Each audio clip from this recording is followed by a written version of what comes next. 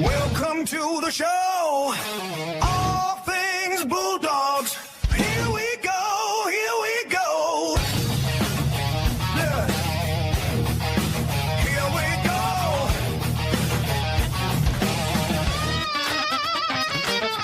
Blue and white pride. Bulldogs for life. Dogfather here. Gas by my side. Talking dogs tonight. Dogfather and Gas. Blue and white pride. All things Bulldogs. Footy talking ball. Dogfather and Gas. Bulldogs to the core. Bulldog spirit. Strong and true.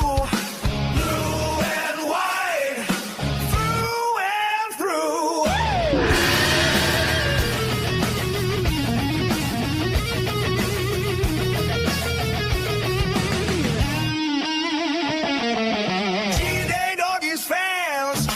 Welcome to the show. All things Bulldogs. Here we go, here we go. Hey. Here we go. Hey.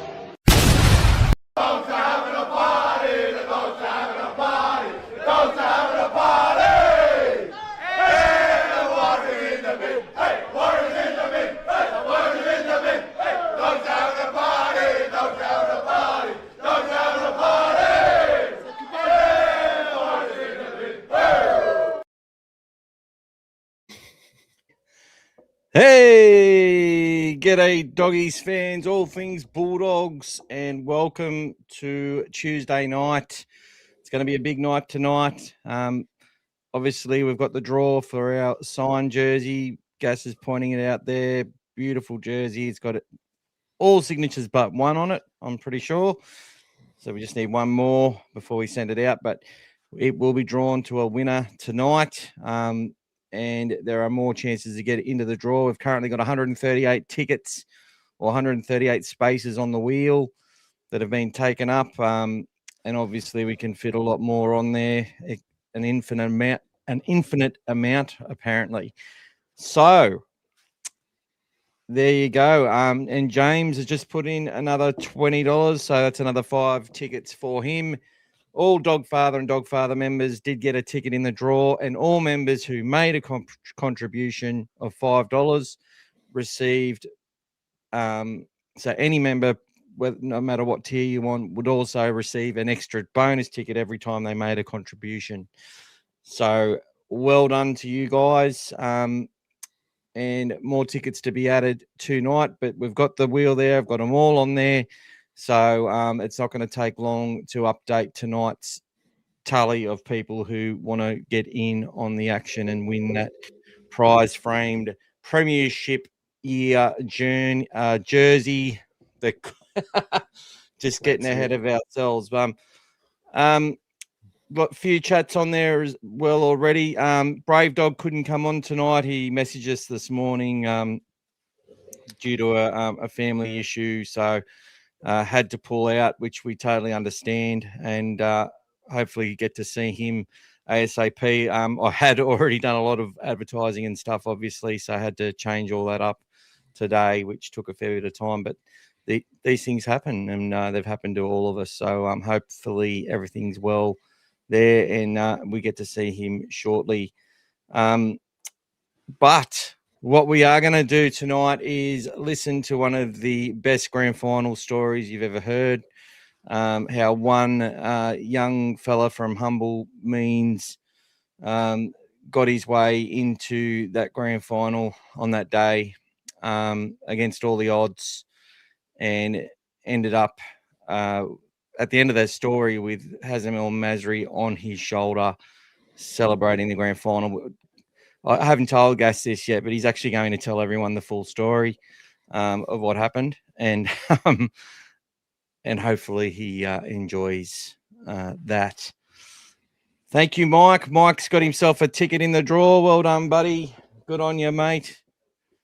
And he got himself a Las Vegas shirt, I think, with the one ticket. So that's all it takes is the right ticket and a bit of luck, and you can win big time. We got a message from Harry as well today, Gas, saying go on and give the boys a big rap. They deserve it. And he's having 2014 vibes. Well, I'm having better vibes than that, mate. I can tell you that much. But we've got to make it first. Could be 1998 vibes. But with 04 or 85, 84 finishes, hopefully. Yeah, or more 95 vibes, I'm thinking. Or 95. 95 would be the one. Come from behind, outside the top four. Do something special. Probably would have matched better with last year, the way we went about things. But yeah, with like not only beating one top 8 team, I think in 95 till we got to the finals. Yep. This year we seem to be beating all the teams we have not expected to beat, and struggling against the ones we are expected to beat. So we'll go through the changes. Lots of stuff's happening in the pathways. A lot of players being given an opportunity from flag up in Cup this week. A couple of surprising players have actually gone down to Ron Massey, but I think this is all about club first stuff, trying to get some youngsters some exposure and getting people a bit of a taste on a week that they can sort of do it. But it's also probably Ron Massey, they want to strengthen that up a little bit this week as well. So maybe sending a player like Broden Cons and Tay Cochran back there, playing against the top of the table, St Mary Saints. They really want to qualify for finals there and give those young kids a real taste of the action. So bit of an opening monologue, Gas, but how are you, brother? What's happening? Yeah, just looking forward to heading down to Melbourne this week and getting another win for the boys. We have to overcome everything, obviously. The NRL never makes it easy for us. As much as we've got Melbourne in Melbourne, they've gone and handed us Jared Sutton as the referee. So just in case it wasn't enough as of a challenge playing down there, there you go, guys. You deal with the referee that sorted you out against Canberra. He's done 67 games with us. We've only had 28 wins out of the 67 games. So most of those were before 2012. Correct. So it's not the best record. And a lot of the recent history with him have all been losses. We did have a couple of wins with him last year against Parramatta and Penrith, but that's about it. Or this year we had Penrith earlier in the year, but that's about it, guys. It's slim pickings with him. But we have to take the ref out of the game. If we had executed our plays against Canberra, it would have been a different story. I can see a lot of positivity now coming out and about the Bulldogs in the press. We're not dominating the headlines anymore. Even when we're winning, we're not having those ugly wins that they keep calling them. People are starting to believe that we're going to be a real nuisance level all the way home. If we continue to be strong in defense like we are now, and the points will come around that. We're going to wear teams down. Then, we're going to be a team that nobody wants to play. And when we do make it to the finals, hopefully, it could be, it's anyone's game, guys, anyone's game. So, it's our turn to come through and make up for what we've done the last few years and learn from that. There's going to be a lot of hunger in there from the boys to make sure that they overcome all that. So that's driving them all the way to the end of the year now. Now it's in our control, guys. The team know now that it's in their control. They've set themselves up with enough wins this year that if we push through from here to the end, the next 6 weeks, they can get into the finals. Hopefully, if we can keep majority, if not all of our players fit, we will be definitely contending and challenging teams.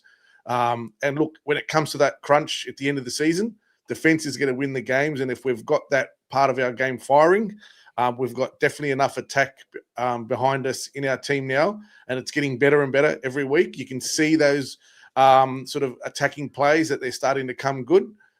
We are going to make it very, very tough for everyone else. But it starts again every week, guys. This week, it starts again in Melbourne, Friday night. So for those who are coming down, look forward to seeing you all. For those who can't make it, obviously, find your best spot, sit down, and let's get that result together.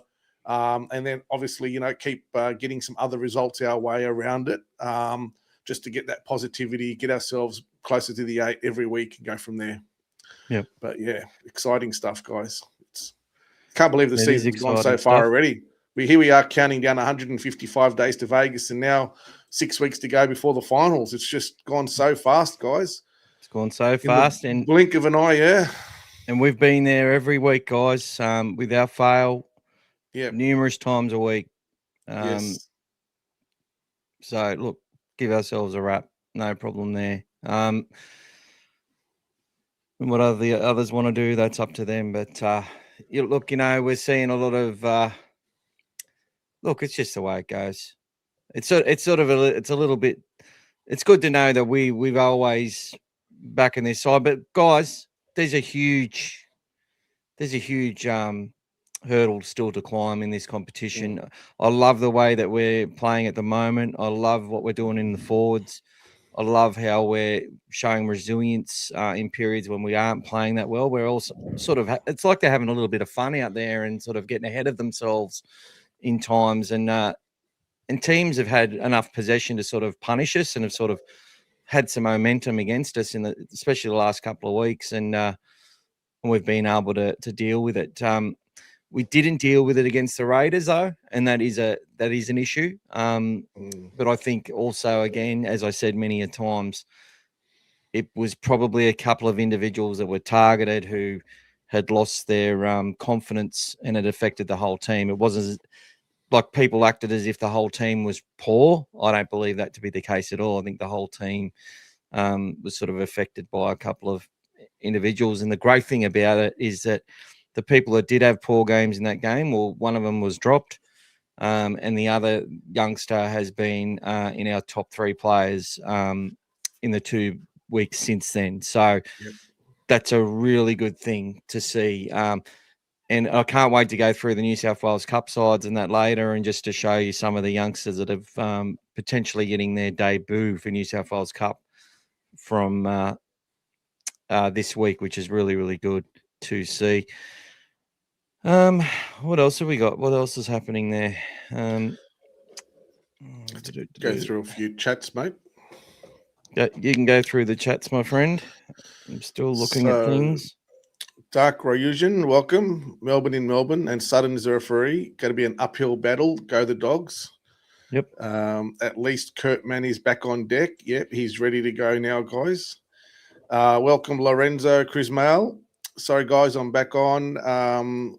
When we smashed the Tigers after that, we're fine, etc. Yep. And Terry Lamb is going to join the coaching on the Doggies Facebook. He's always around, Bar. So let's see what happens there.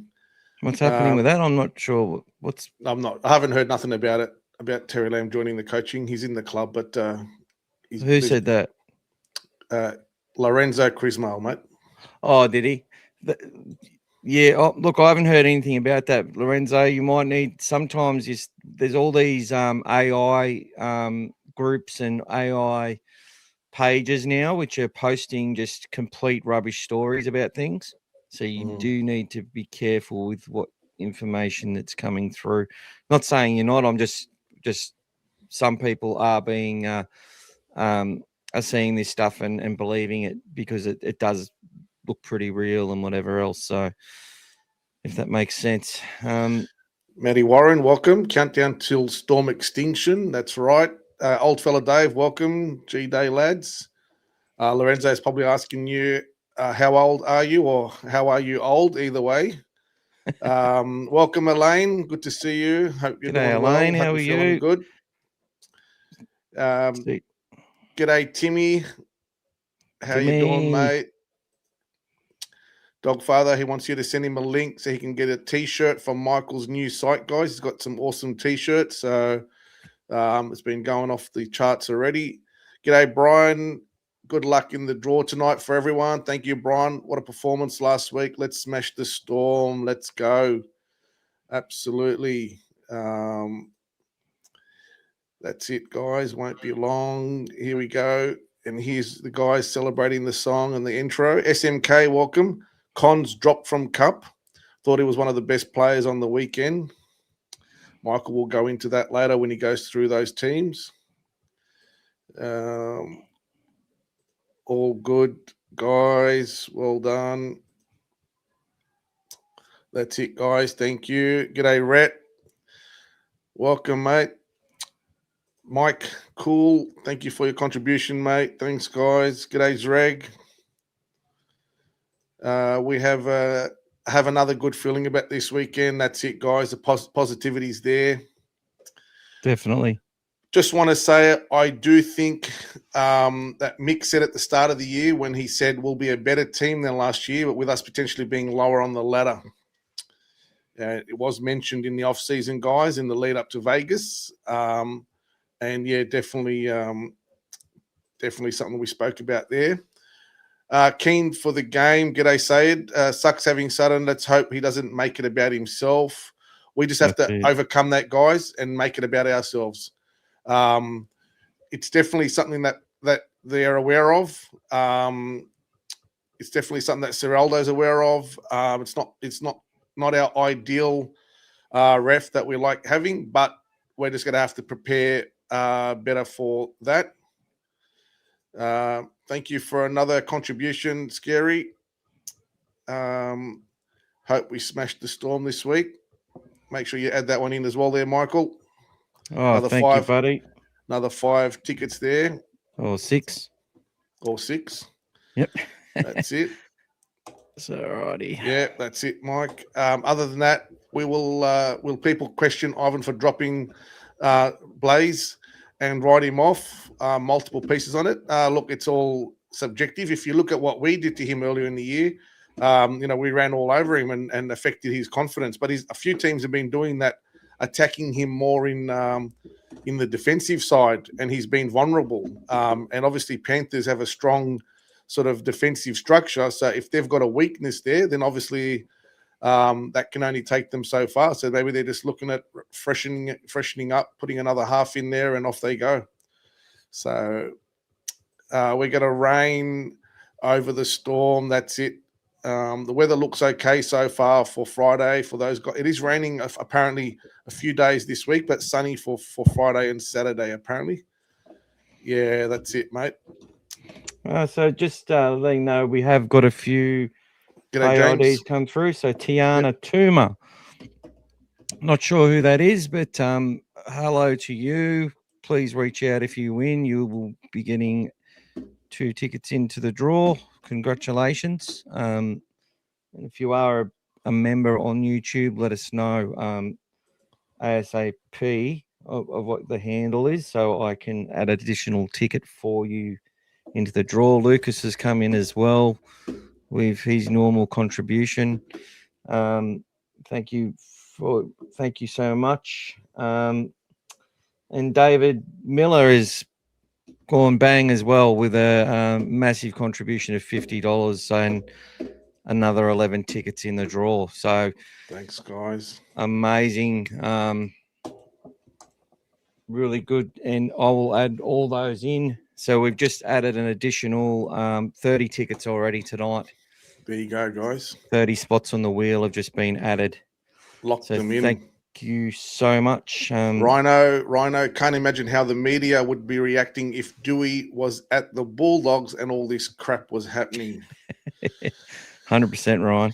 And you'll be at you'll be at the Storm game this week, Ryan. Is that right? Ryan's in Melbourne, I'm pretty sure. And obviously with the way that the media's playing now, there's still a lot of them that are linking Galvin with the manager to Dewey and all that other stuff that they just can't help themselves.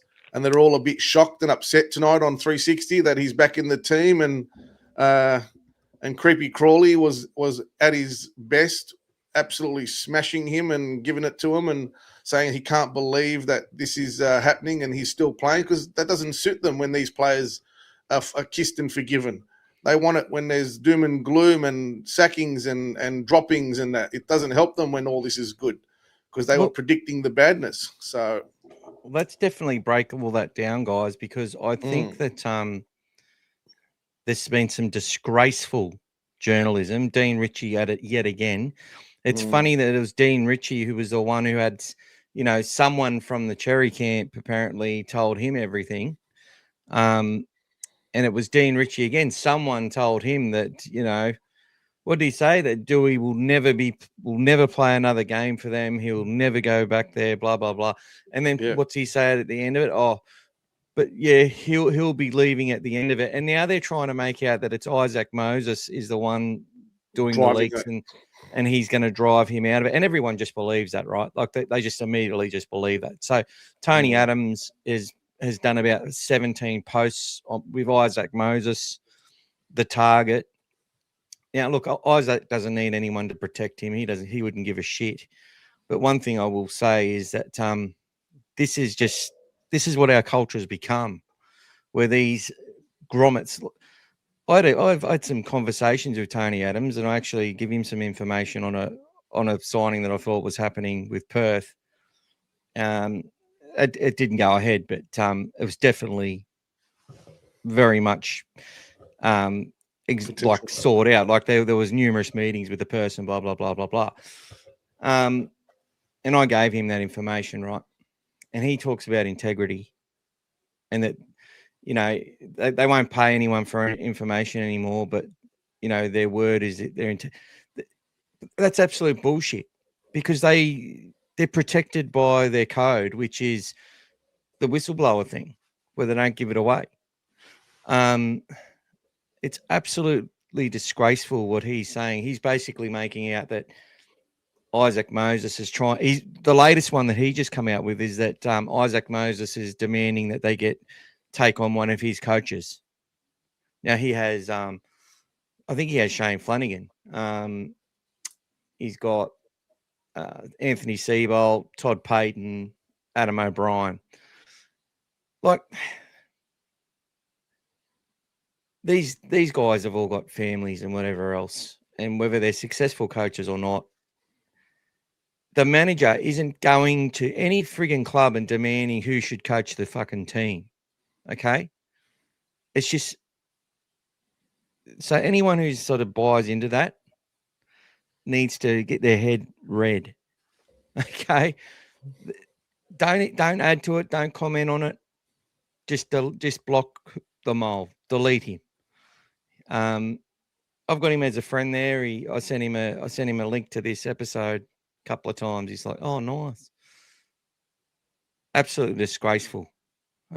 He's the one who leaked the stuff about who said that Matt Burton was going to the Bears with his cousin or whatever from the Roosters, or brother-in-law or something. And just a troublemaker. They're just troublemakers. They want to stay relevant, and they just make up anything that they can. And in there sometimes is some truth. There's truth in there as well. I'm not saying there's not, but they make up so much crap and they get away with it. It is just absolutely disgraceful. And Dean Ritchie, who's sitting there, got all these links apparently, all these, Gus said it today. He said what West have got to do is just find out who the people are that are leaking stuff and get them out of their business. But because he's like, it's surprising. On 100% footy last night, yeah. When there might be 2 or 3 people in a meeting, and within minutes, the media seem to know some stuff that's accurate. But what I will say is that if you've been around the game long enough, and most of the media, they spend 99% of their resources at throwing balls at the stumps and seeing where they land. and that's what they do. The only reason Braith and Astor actually got one right with the Galvin story coming to the Bulldogs was because he was trying to get his player to the Dogs. Dogs were slightly interested, and they're not. He knew, and he remember when they said just before the bye, Bailey Hayward was going to replace Toby Sexton in the halves, right? That information, Braith got given that information, and he couldn't understand why they wouldn't take on his player at his club, and yeah. So he couldn't understand that. So he's like, they must be still sniffing for Galvin. So that's why he just kept staying on the subject and wore it out. And then once it became true, he just couldn't let it go. And then it was a chance for him to attack Isaac Moses. He sat there in a place where James Hooper made up all these stories about the guys laughing at him and turning their backs on Galvin when he announced it to the group and all this sort of shit, which was all complete bullshit. That's what I mean. These spinners, that you know how you get rid of them. You don't comment on their shit, and it's hard sometimes. And you delete them. And if you're on Facebook groups where they post these people's articles, wherever they are, block them, get off them, because that's how you stop it. That's how you stop. If you don't click on their stuff, it makes them less powerful. That's how it works. So anyway, guys, I just thought I would. It's really shit what they're doing. The Tigers do enough of it to themselves, but they love to help, don't they? And it's like, oh, okay, well, the Dogs are resurging. We'll let them go for a minute. But, lose to the Storm, lose to the Roosters. Yeah, Critter's not a 6. Today was the most positive they've spoken about the Bulldogs the whole year. Yes, all Chase, of them. we're the GOAT. Today was the most positive that they've spoken about the Bulldogs all year on the 360, led by Braith and Astor. Like, it was a complete turnaround from everything they've done all year. Even when we've had some wins last time, they've called them ugly. This time, the first time they're basically trying to say that we can, make some noise heading all the way to the finals, etc. Yeah. But tomorrow we'll reveal a bit more for Adam Dewey and Benji Marshall. Apparently they're fronting the media for a press conference, the two of them together. So that'll silence a lot of things. I mean, at the end of the day, guys, we don't know exactly what happened with Dewey when he did say what he did. I mean, we'll find out tomorrow. But how do we know it doesn't have anything to do with mental health or who knows what, for not wanting to play? Who knows what it was? For him to be saying something about that and then walking out and then coming back, who knows what it was? We'll find out tomorrow if they're telling the truth. But there is that many leaks going on at the moment that it hurts. But that's what the media is there for, guys. Like Michael said, their job is to find all these things, and they operate on negativity, not on positivity, guys. So that's how the media works. It's all about the doom and gloom and all the loud noise and everything. That's how it works, guys. And Maddie said there, just to the last chat, play that Anastra as a wanker thing again.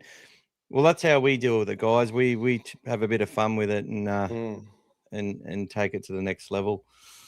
Bars are in the bin, says Dave, and that's exactly where we wanted them to be. G'day, Lockie, mate. Put some money in, mate. You can get yourself a new signed jersey, Lockie, mate. Come on. Contribute. Let's have a look, guys. Warriors are in the bin, all right. That's it. The jersey is looking good. That's it, Timmy. Good luck to those in the draw. Thank you, Udama Mamalo. Yep, and Joe Millennium, welcome. Pumped for Friday. Let's go. G'day, young fella. How you going, mate? Lucas, what have you got, mate? Bring on the Storm, mate. Pay ID. Yep, Michael's received that, I think. Thank you so much, buddy. Yep, received everyone so far. And Snopsy's just upgraded to the cartel. So, Snopsy, if you've got a Facebook or Instagram profile, same with you, Dave Miller. if there's something there, or even an email, anything that we can, or WhatsApp, let us know, so that we can sort of chat more freely. But great to see so many cartel members now. And Snopsy, that also puts you in the draw by doing that, by upgrading to the Dogfather cartel or Dogfather, you go into that. So thank you. No worries. 3 more weeks, Mike. 3 more weeks, mate. I'm holding on to the 49 for now. 3 more weeks. That's it. Could be 95 vibes. Yes, that's it. We all like those vibes. And there's Matty Warren. Pay donations via the Pay ID, guys. Don't give YouTube a cut. That's it. G'day, Dave Miller. How you going, mate? Welcome. Amir Harry Grant, a huge blow for Melbourne. Yeah, he's definitely a big blow. But sometimes, and you've seen it when we've had our captain out, the team's lifted around him. So the expectation is that, usually with Harry Grant there, everyone's looking at Harry. What's Harry going to do? But now that he's not there, they might lift around him as well. We need to be ready for that. So you can't take that for granted. Excuse the pun. Timmy's done a few podium all towards a good cause. Thank you, Timmy. Love your support, mate. You got plenty of tickets, Timmy. Dave doesn't have Facebook. He keep up the good work. Love this podcast. Hopefully more members can get on board and grow the channel. Thank you, guys. Thank you so much. We've got 33,000 Bulldog members this year that have signed up with the Bulldogs. So keep sharing it, guys. 3 more weeks, Timmy. 3 more weeks, buddy. Coming up, mate. Can't wait. Fridays, smash the Storm. That's it. Sutton is the best ref. He's going to be fair for us. Hope he reads this and gives us a fair go. Thanks, Brian. That's it, mate. We're going to take him out of the picture, mate. That's 100% right. So, Pay ID, Mick, if you want to share, I don't know if you want to share that Pay ID. People asking what that is. All right, so that's it's just my phone number, guys. It has been misused when I've done it, but right, this sort of makes up for it. I'm just putting it in the chat there now. There you go. Put it up there for you now, guys. There's the Pay ID, guys. If you guys want to take that down and save it in your phones as Pay ID number, if you want to do your support that way, it saves losing 50% to Uncle YouTube, and that way all the contributions that you're giving are coming straight through, and you're getting the best bang for your buck as well for both sides. So thanks again, guys. There you go. Kurt Mann tends to play a bit sideways. Yeah, just tries to change things up sometimes, but I think he's probably aware now that he needs to straighten up a bit as well. So get some guys running off him as well, but that's just the way. Yeah, well, there was a game against the Raiders that sort of went that way, and there was another game where we were sort of winning it through the probably. I think it was the Titans match, where we were winning, and they sort of made comment on that. We started going a bit sideways, but also think it was the fact we had a couple of the young blokes came on as the sort of first men up after we dominated through the middle early, and they sort of didn't have the same impact. And that's look, it's just a brilliant. This is what I mean. We've been winning games with these young fellas going through all this learning and just getting their moments, and people remember the Underhill where he makes that mistake and then makes up for it. Instrumental in us winning the game. A few things that he did in that match, and then you've got some of these other games where they probably haven't had the same impact, but it's so important to them. And then going back to Cup is not always easy, because you're sort of, it can be a bit of a letdown, and then you've got the thing where there's other kids who are getting into form, especially from the younger grades, or people looking for that opportunity, and they start performing at a level, and it's like, so there's it's a big learning curve for a lot of these kids. But with that sideways stuff, I think that it's Kurt has been really instrumental in some games where he has changed the point of attack. So where he's I think though he's really effective if he can sort of come back, sort of sweeps through the middle, off a good play of the ball, and he uses his leg work because there's lots of different options that he's got. He can pull up on a dime and then switch it the other way and turn defenses into sort of they start to get scattered because they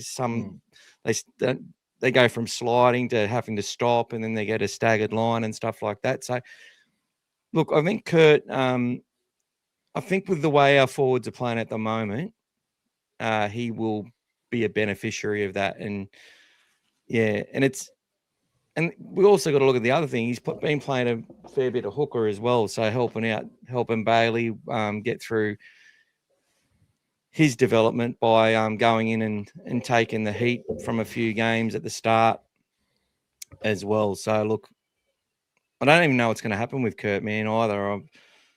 He's one of these guys that I just love. I just love the way he hits.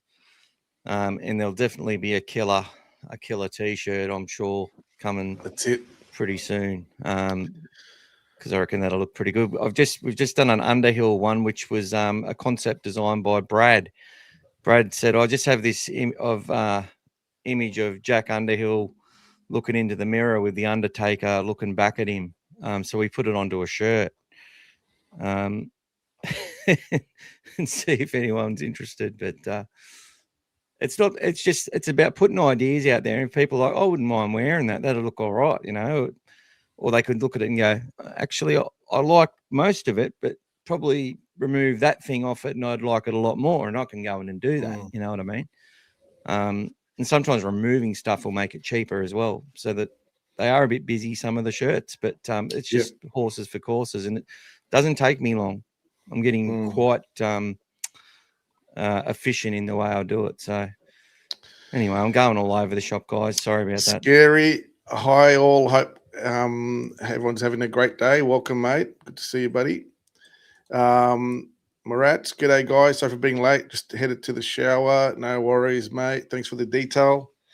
Brendan Harris, I'll be there, lad. So pumped for this game. I'm getting myself a jersey before Friday. My first one in 20-odd years. Wow. Well done. Well done. You're still carrying an old heritage one. Beautiful. And Lorenzo, I've just put the link up there for you to copy. Spencer, Will and Felix, go the doggies. Welcome. Go the dogs. Welcome. A lot of new people. And there's Tiana. Tiana, yep. So nice to meet you, Tiana. Let's go. We got to beat the Storm. Let's go. Rob Kappa, 100%, mate. Played Oztag at Tempe, yes.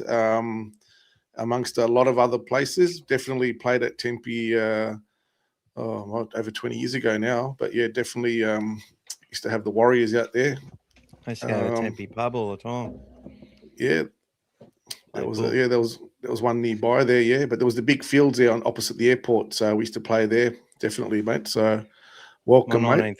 My 19th birthday, I had a mate who took the white ball from there and put it in a Bulldog sock and went for a walk to some nightclub to a bouncer he didn't like. Anyway. Yeah, there you go. Yeah. A lot of good fun. A lot of good fun in the Oztag, Rob. A lot of good fun in the Oztag, mate. Spencer, up the doggies, yep. And there was Scary. That's it. Thanks so much. For your support. Tickets are $5, guys. So we just got a question about that. So each ticket's $5. And there's the prize, guys. Fully signed 2026 Bulldog jersey. It's only got one more signature left for me to get on there, but everyone else is on there, and they've even got the player number as well. So what number they are as a member, not their playing number, as in number 3, like their 865 or whatever their number is. Watching it from supporting from Papua New Guinea. Welcome, Twain Basil. Welcome to you, buddy. That's it. Lorenzo's on fire today. Quite a lot of wind down here this week, but should settle down for Friday. Thanks, Rhino. Good to hear. Anthony Wilson, welcome. Amazing win on the weekend. Yes, it was awesome. Hope you were there. Mrs. at work, I'll be home with the twins. Oh, you can't make it. Sorry to hear that, buddy. All good, mate. And Snoopsy's also become a Dogfather member as well, so well done. Great chance that we replace Souths in the 8. I'm worried about the Raiders. Don't worry, guys. There's a lot that's going to happen over the next 6 weeks. the most important thing for us is to keep winning. Everything else will take care of itself, guys. Thank you for that. Hopefully the rain eases up for Friday night. Yeah, I don't think hopefully there wasn't going to be, but it doesn't matter if there is or not. We've been playing well in the rain this year. We have the forwards and the kicking game to eat Melbourne. Yep, guys, looking forward to that. Thank you, James. Sent you some more pay ID there, Michael. Keep an eye on that, mate. Add those tickets in. Make sure you don't lose anyone, please. Oh, Andy's in with 200 grand of Thai baht. Is that what that is, or I can't see it. That's $20. THB? That means it's 20. That means it's $20 if it is 200 grand.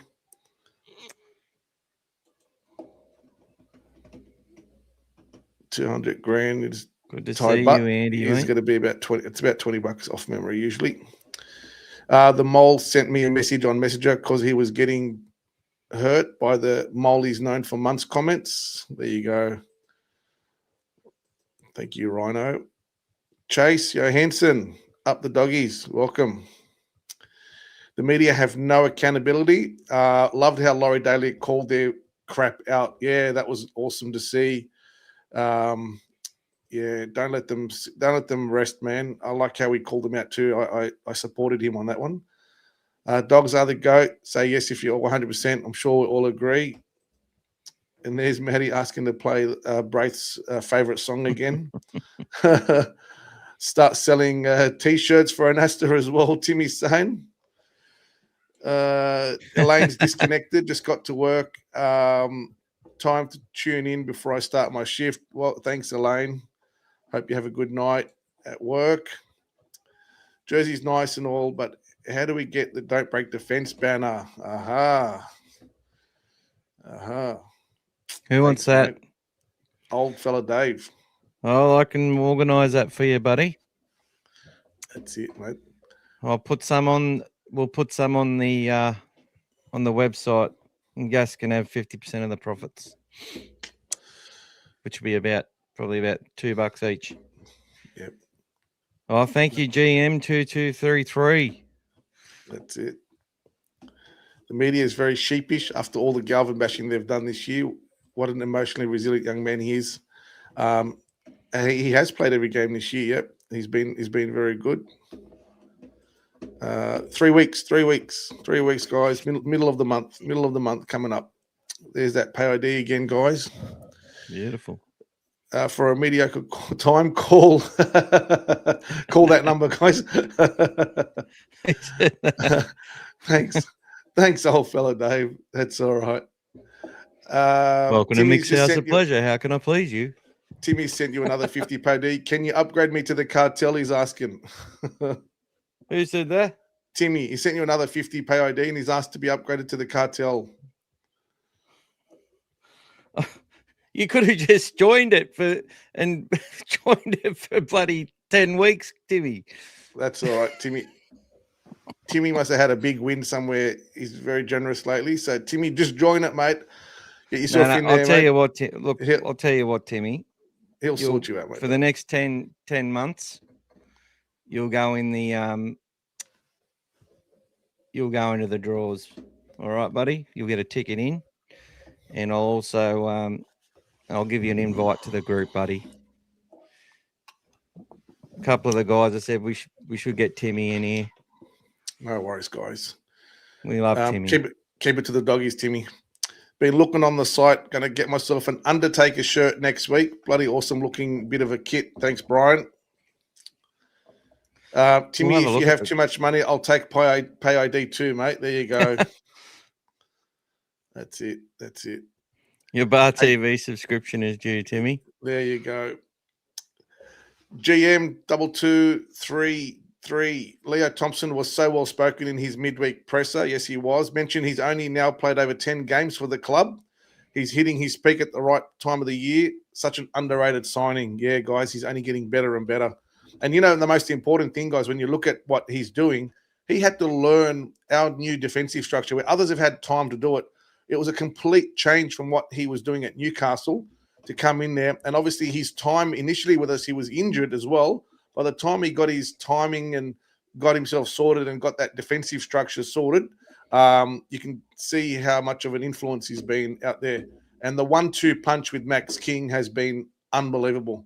I mean, to shut out Fisher Harris last week was brilliant, guys. Brilliant. So, Timmy, there you go. Andy, there you go. But from Phi Phi Island in Thailand. There you go, mate. You're traveling the world, mate. Awesome. Bye-bye, Vietnam, and hello, Thailand. Nice stuff, mate. Carmen Evans, what about this week's New South Wales Cup team list? Why did they drop Broden Cons? He was one of, if not the best on field for the Dogs last game. Yeah, Has we'll he been have a chat dropped, about or is he injured? Not sure. No, he's in Ron Massey Cup, and Okay, yep.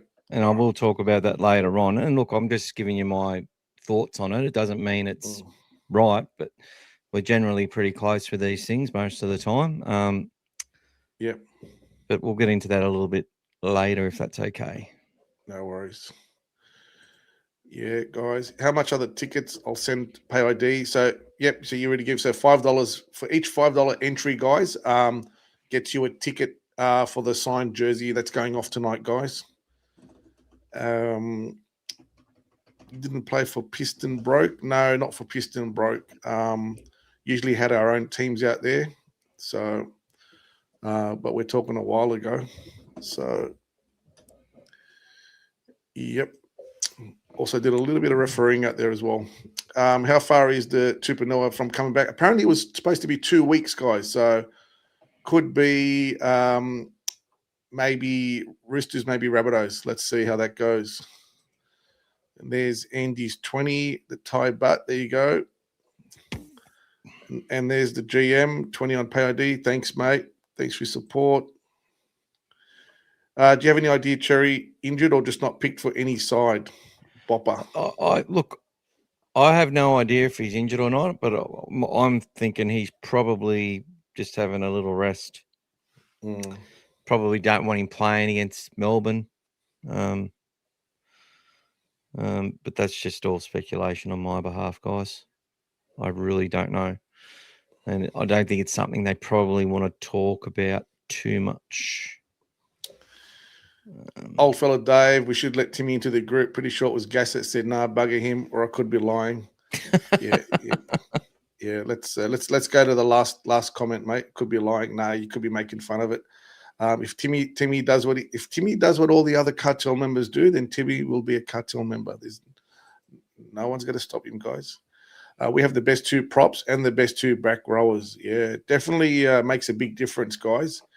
Definitely looking really good on that front side. And Bailey Hayward, guys, I mean, the passing that he's been throwing. I mean, if the other day there was one where we're right on their try line and he just picked it like off the ground and hit a 20-meter pass straight into the guy's outstretched hands as he's running onto it. Just the confidence he's been getting doing that now. It's just been unbelievable.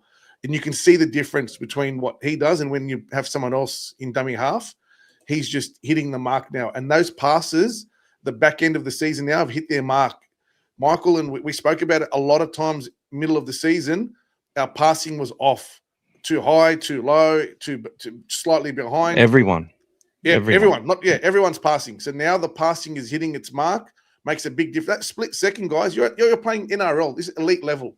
That split second difference makes a difference in the game. You don't understand how much it works.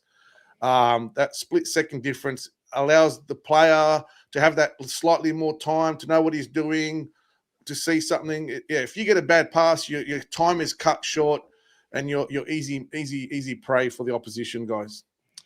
G'day, Ziad. G'day, Gas and Mike. How you been doing? Saw the team list today. Very pleased to see Kurt Mann. Yeah, he's back on the bench, mate. The team list looks good until you reach the last bit down the bottom, guys, and you see the refs, but that's all right. We'll take care of that. If it's something bad regarding Cherry, I'm glad nothing's come out of the club and it's staying in-house. That's it. Could be a nothing, mate. Could be a nothing as well. Just a simple rest.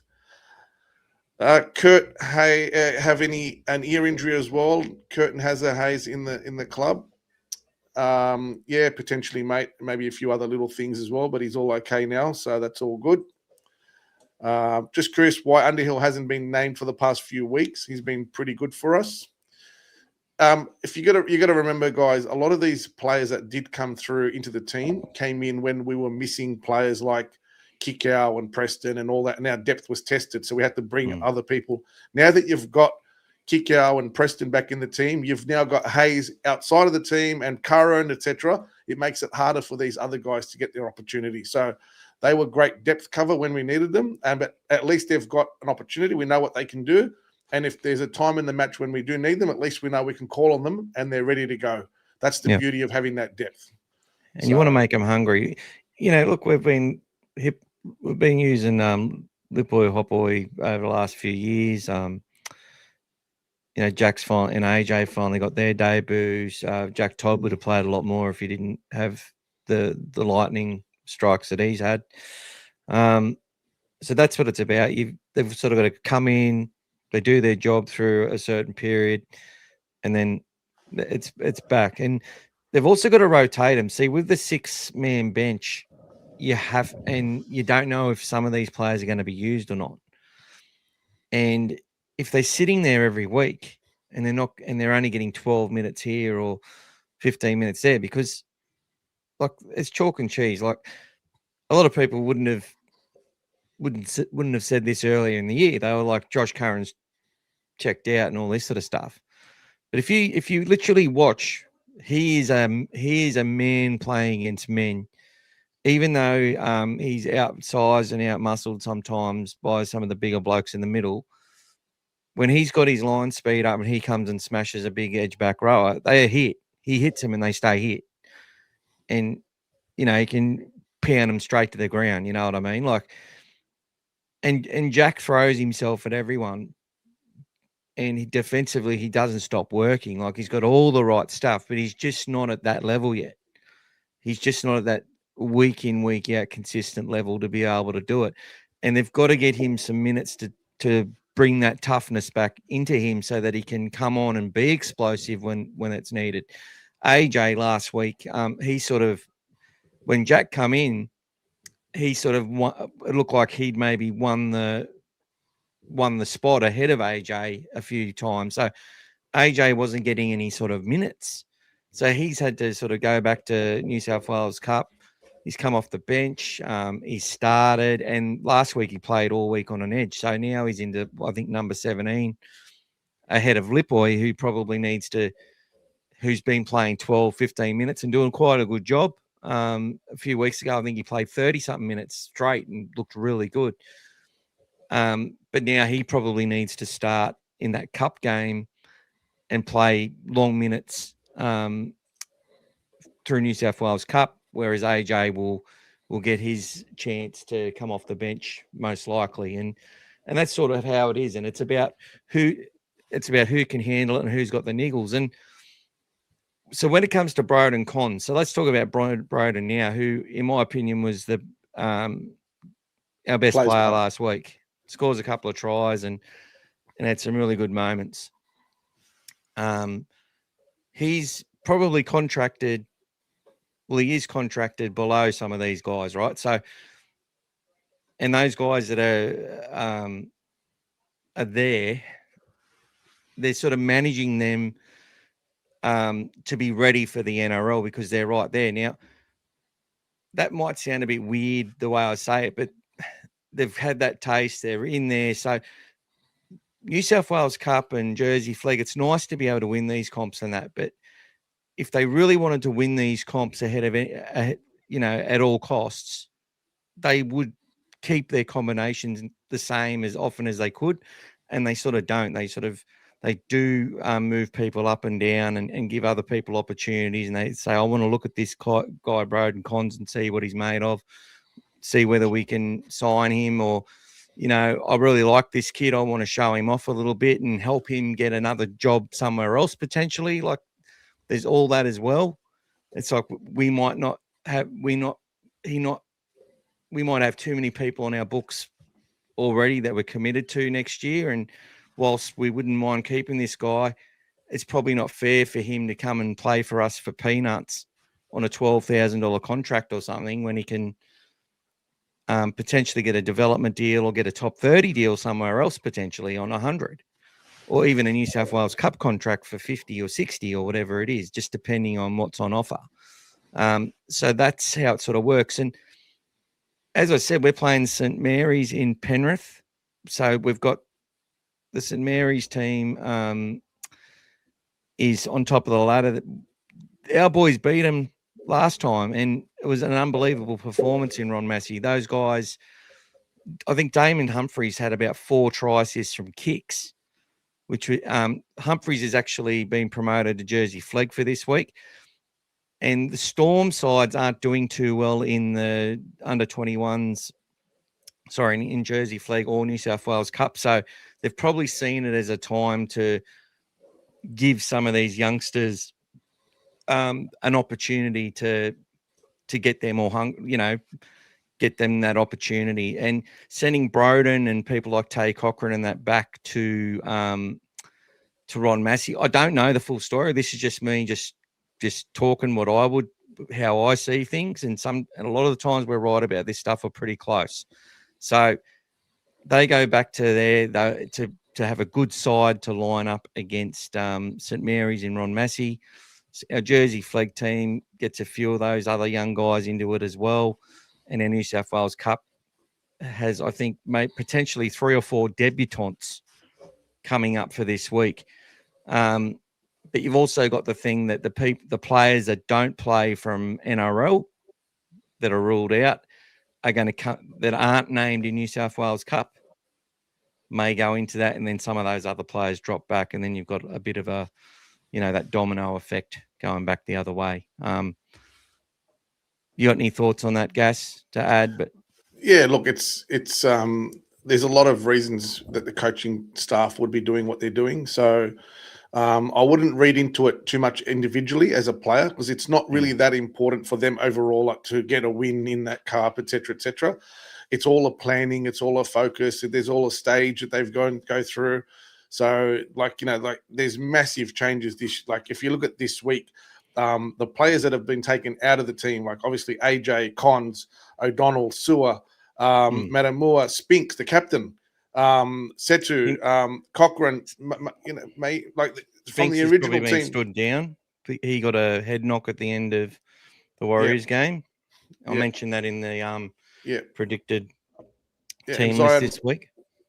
Cochrane and Mayu as well, guys. So a lot of stuff happening there that they're doing, that they're sort of working with to get what they need sorted. So that game will be at 4:00 in Melbourne, guys. That'll be at Seabrook Reserve, guys, in Broadmeadows for 4:00.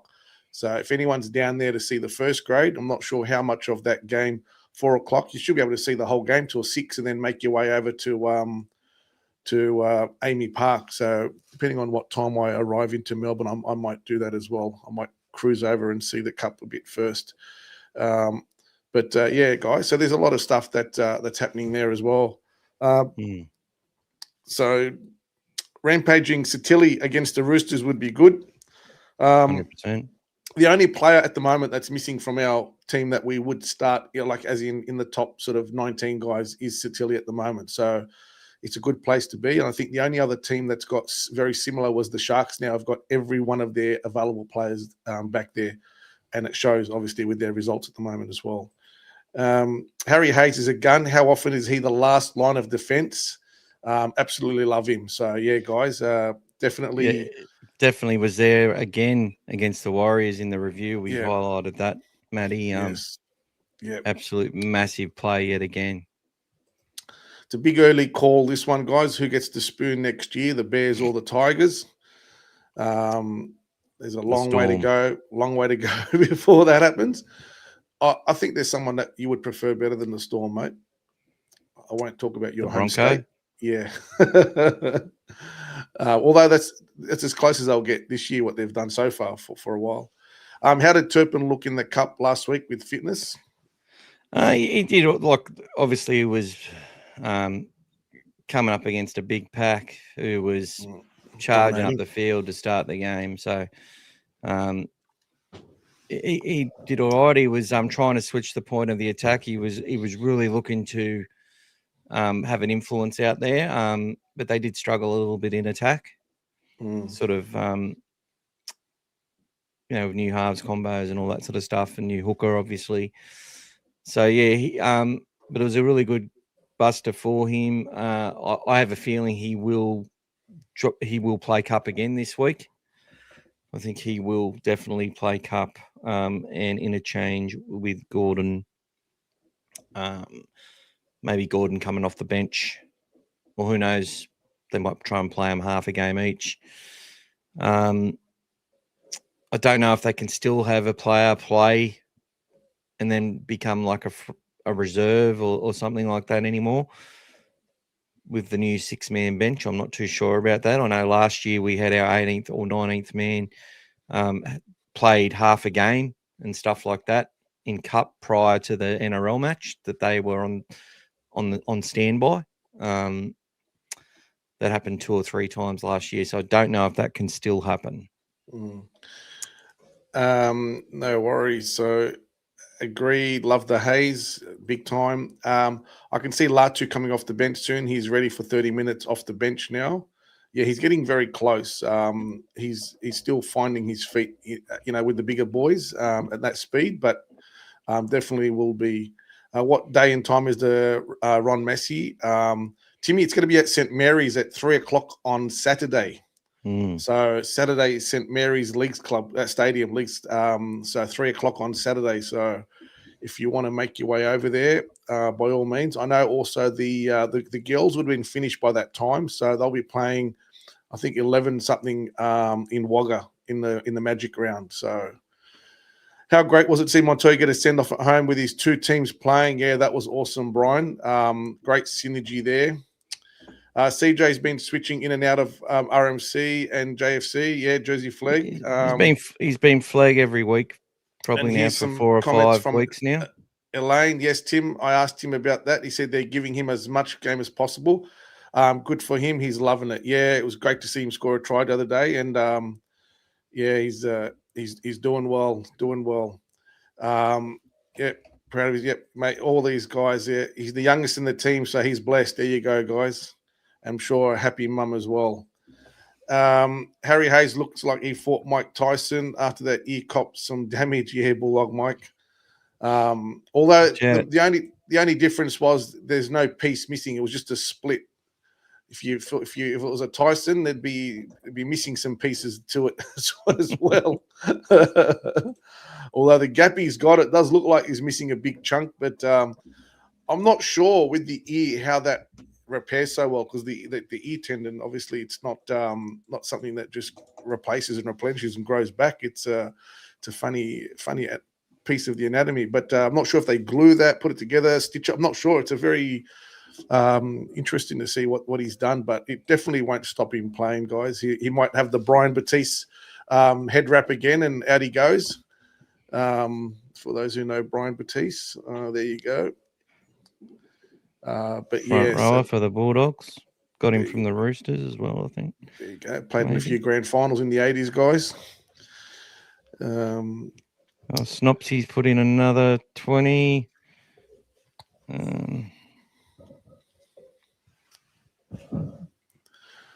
All right. Alistair. Alistair is Snopsy. Nice to meet you, Alistair. Matty Warren, another 50. Oh, my God. Thanks, guys. GM, still have haven't seen yours yet.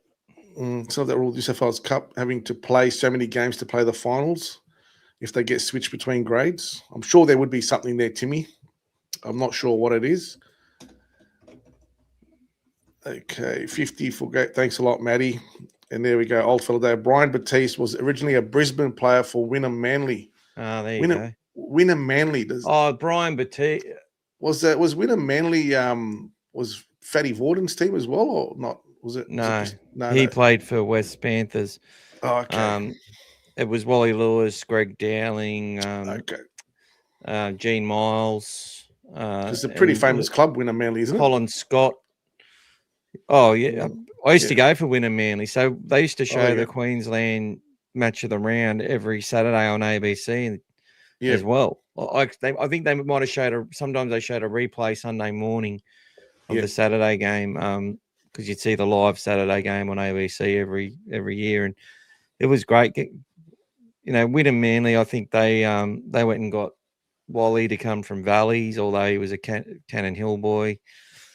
I used to watch them and go for them. I used to follow Parramatta in rugby union because they were blue. Were they the Seagulls? The Wynnum Manly? Wynnum Manly Seagulls. Yeah, that's right. Seagulls, yeah. They're still the Wynnum Manly Seagulls. But you got the East Tigers, who tried to come into the comp. Yep. But Redcliffe beat them. Matty. Ron Massey at St Mary's Leaf Club against my old team. I played for St Mary's 3 minutes away from home. Might have to go check it out. Yeah, mate. Go and have a look. Brian, go and check it out, mate. You can give us an update, mate, on your perspective. Hated Wynnum Manly, old Souths boy here. There you go.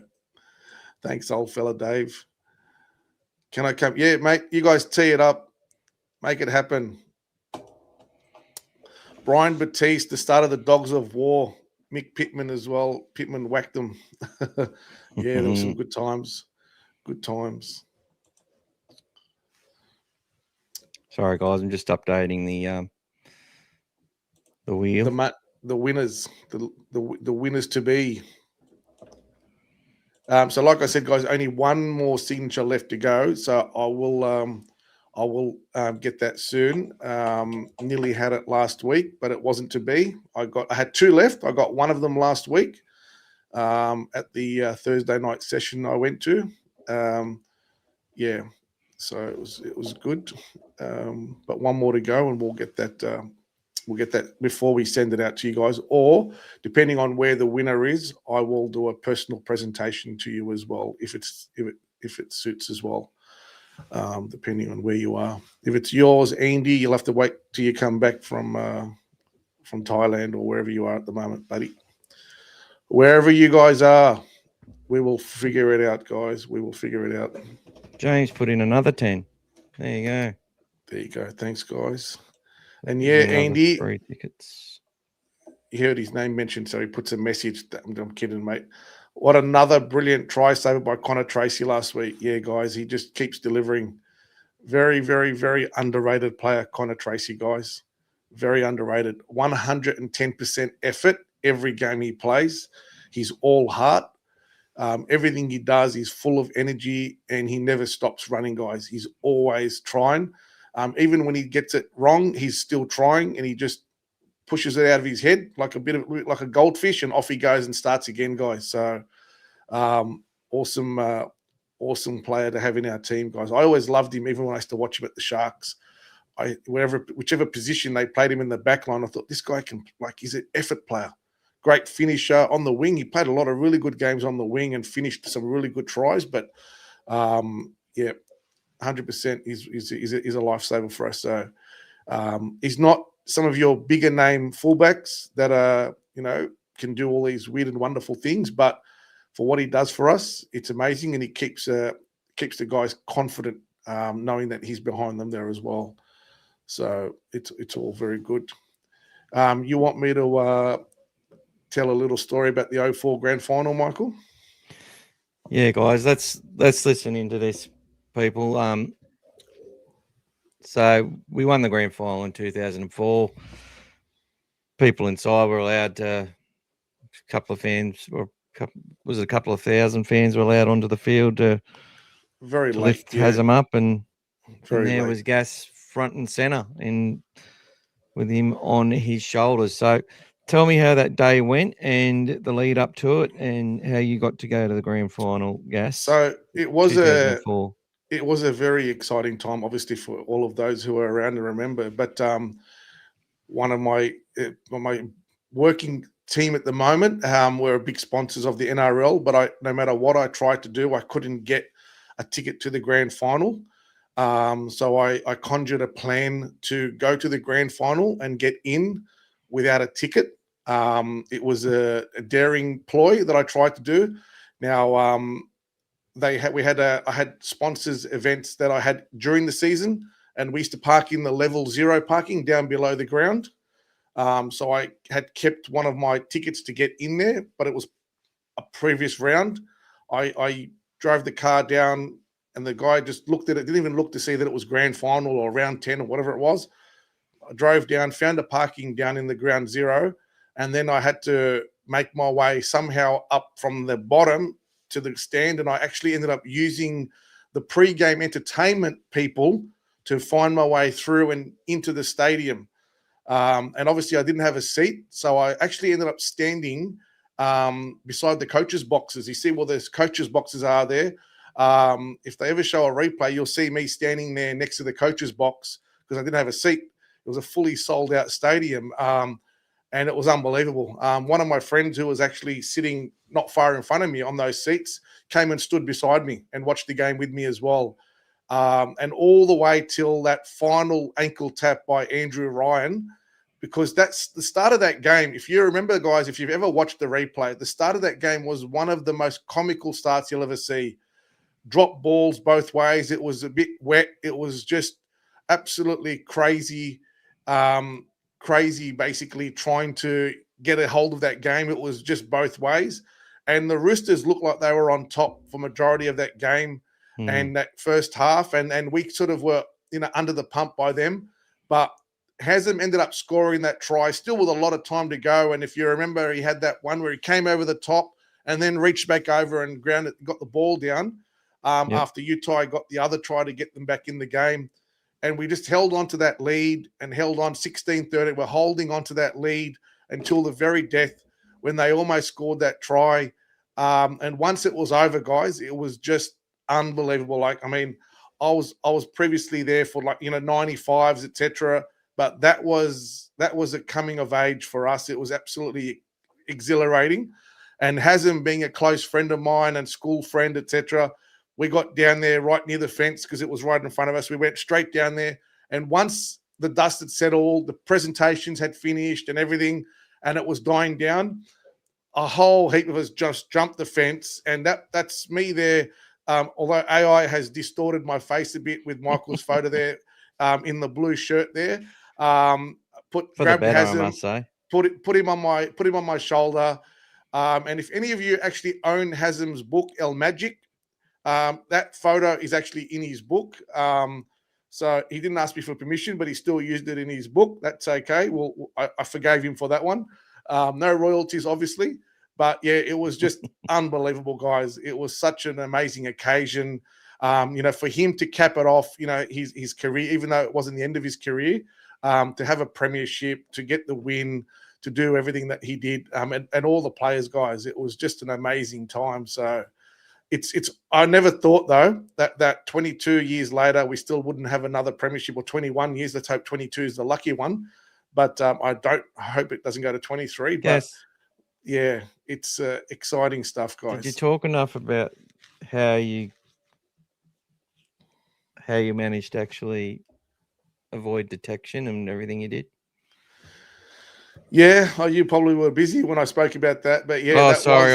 No. Did you actually say everything? Yeah, I'm sorry. Yeah. I was so busy concentrating on what I had to get done, but it was pretty game, guys. How often are you going to turn up to a grand final without a ticket and try to get in? It was a ballsy move on my part, but when you're young and you're determined and all I was seeing was blue and white in my eyes, because the whole week, guys, leading up to it, I lived at Lakemba, right around the corner from the ground, and everyone who remembers, guys, every week of that semi-final, everyone's driving around Belmore in the laps, and I had my car fully decorated, and we'd be driving around and we'd beeping our horns, and it was just this laps all around Belmore the whole week. I remember there was some big like semi-trailers as well, with people all standing on the back cheering, big, pulling the horns. It was just excitement the whole time. Every grand final week that we've had growing up, the 80s, like the 90s as well, that we had a couple. Those, the first thing we used to do when we made the grand final, we used to go straight to Belmore, to the Leagues Club, and you wait. There's a booth there they got, guys, and they used to give you those little paper banners. If you remember those paper banners, they used to, every one of them used to have something like, for example, Brian Batiste something or whatever. They used to have these comments. I'm curious. And we used to grab as many of those as we could, and then you plastered them all over your house or your car or whatever you could. It was the way it worked. That's how it was back then. You grabbed all these things, and they were everywhere. It was exciting times. But that 04 was special. And then we came back to the Leagues Club afterwards, and Burwood Road at Belmore was just absolutely going off. And I haven't seen it like that since as much. I mean, it's been going off a few times in a few other grand finals, but really, really looking forward to seeing that again, guys. Grand final week. It should be something exciting, guys. It should be amazing. Can't wait to see that all again. Yeah, I'm hoping that a lot of the current generation, people like the age of my son, etc., that haven't seen us in a grand final, haven't seen all of that. I'm really hoping you get to experience it, because really all of you have suffered through some really tough times in the last 10 years. And I really hope you all get rewarded by seeing that positivity and that amazing stuff that happens, and the way the community gets together. It's something that, you'll always remember as well. So I'm hoping that you all get to experience it soon. And for those of us that have been patiently waiting for many years as well, to get to feel it again. It might give the heart a few murmurs, but yeah, it'll be really good. So nothing like a grand final win, guys, when you get it. Well, 1998 was mental. It was absolutely crazy. Yes. And see where we come from that year. Yeah, the lead up to the 98, the way we came back from, the Roosters 16-0 down, Freddie Fittler running off, thinking they've already done it, and then the way we got Parramatta the week after, whoever forget that game, 18-2 down with 10 minutes to go, all those games, even the lead up to those games, guys. Even if you look at 98, look at the last game of the year. We had to actually win that game to get what we needed, and we actually kicked the field goal. I think it was against Illawarra, 23-22. Yeah. Mm-hmm. So all the little bits and pieces that you look at, they just kept adding up. Then we went out, we beat the Dragons, and it was just a roll on from there. It was. I was at Campsie Pub that day. There you go. I didn't go to Illawarra to watch it, but I watched the Bulldogs Storm match in the terrible rain, 8,000 into the grandstand. But yeah. Let's have a look at a few comments, mate. Our most maligned players, Tracy, Salmon, Birdo. Great games, correct, mate? You can have a go for a bit, Michael. So Tracy gets whacked on his return meters, and he still gets up for the challenge week in, week out. Yeah, he runs hard. He does that little shimmy across and then straightens and accelerates into the contact, and some blokes are right there to smash Connor Tracy, and he just keeps getting up. Plays the ball quick, doesn't mess around. But a couple of losses, and he'll be, as Matty said, maligned. Yes. I was a big fan of Daryl Broman as well when he played. God, how old were you then, Timmy?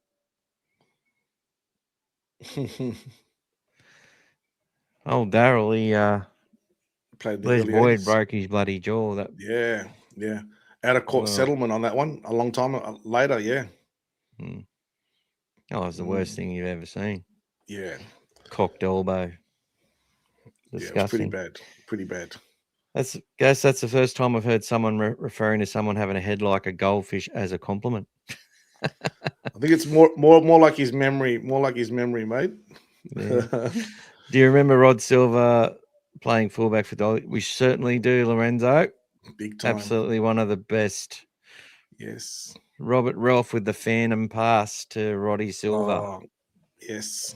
It's like the phantom punch. Matty Warren, daring ploy. I've snuck into many places I shouldn't have been. That's it. I've got this image of Matty, hovering down, only got his undies on, climbing down a couple of flights of buildings. Someone's husband's just turned up. I don't know. He just seems like an absolute rat bag.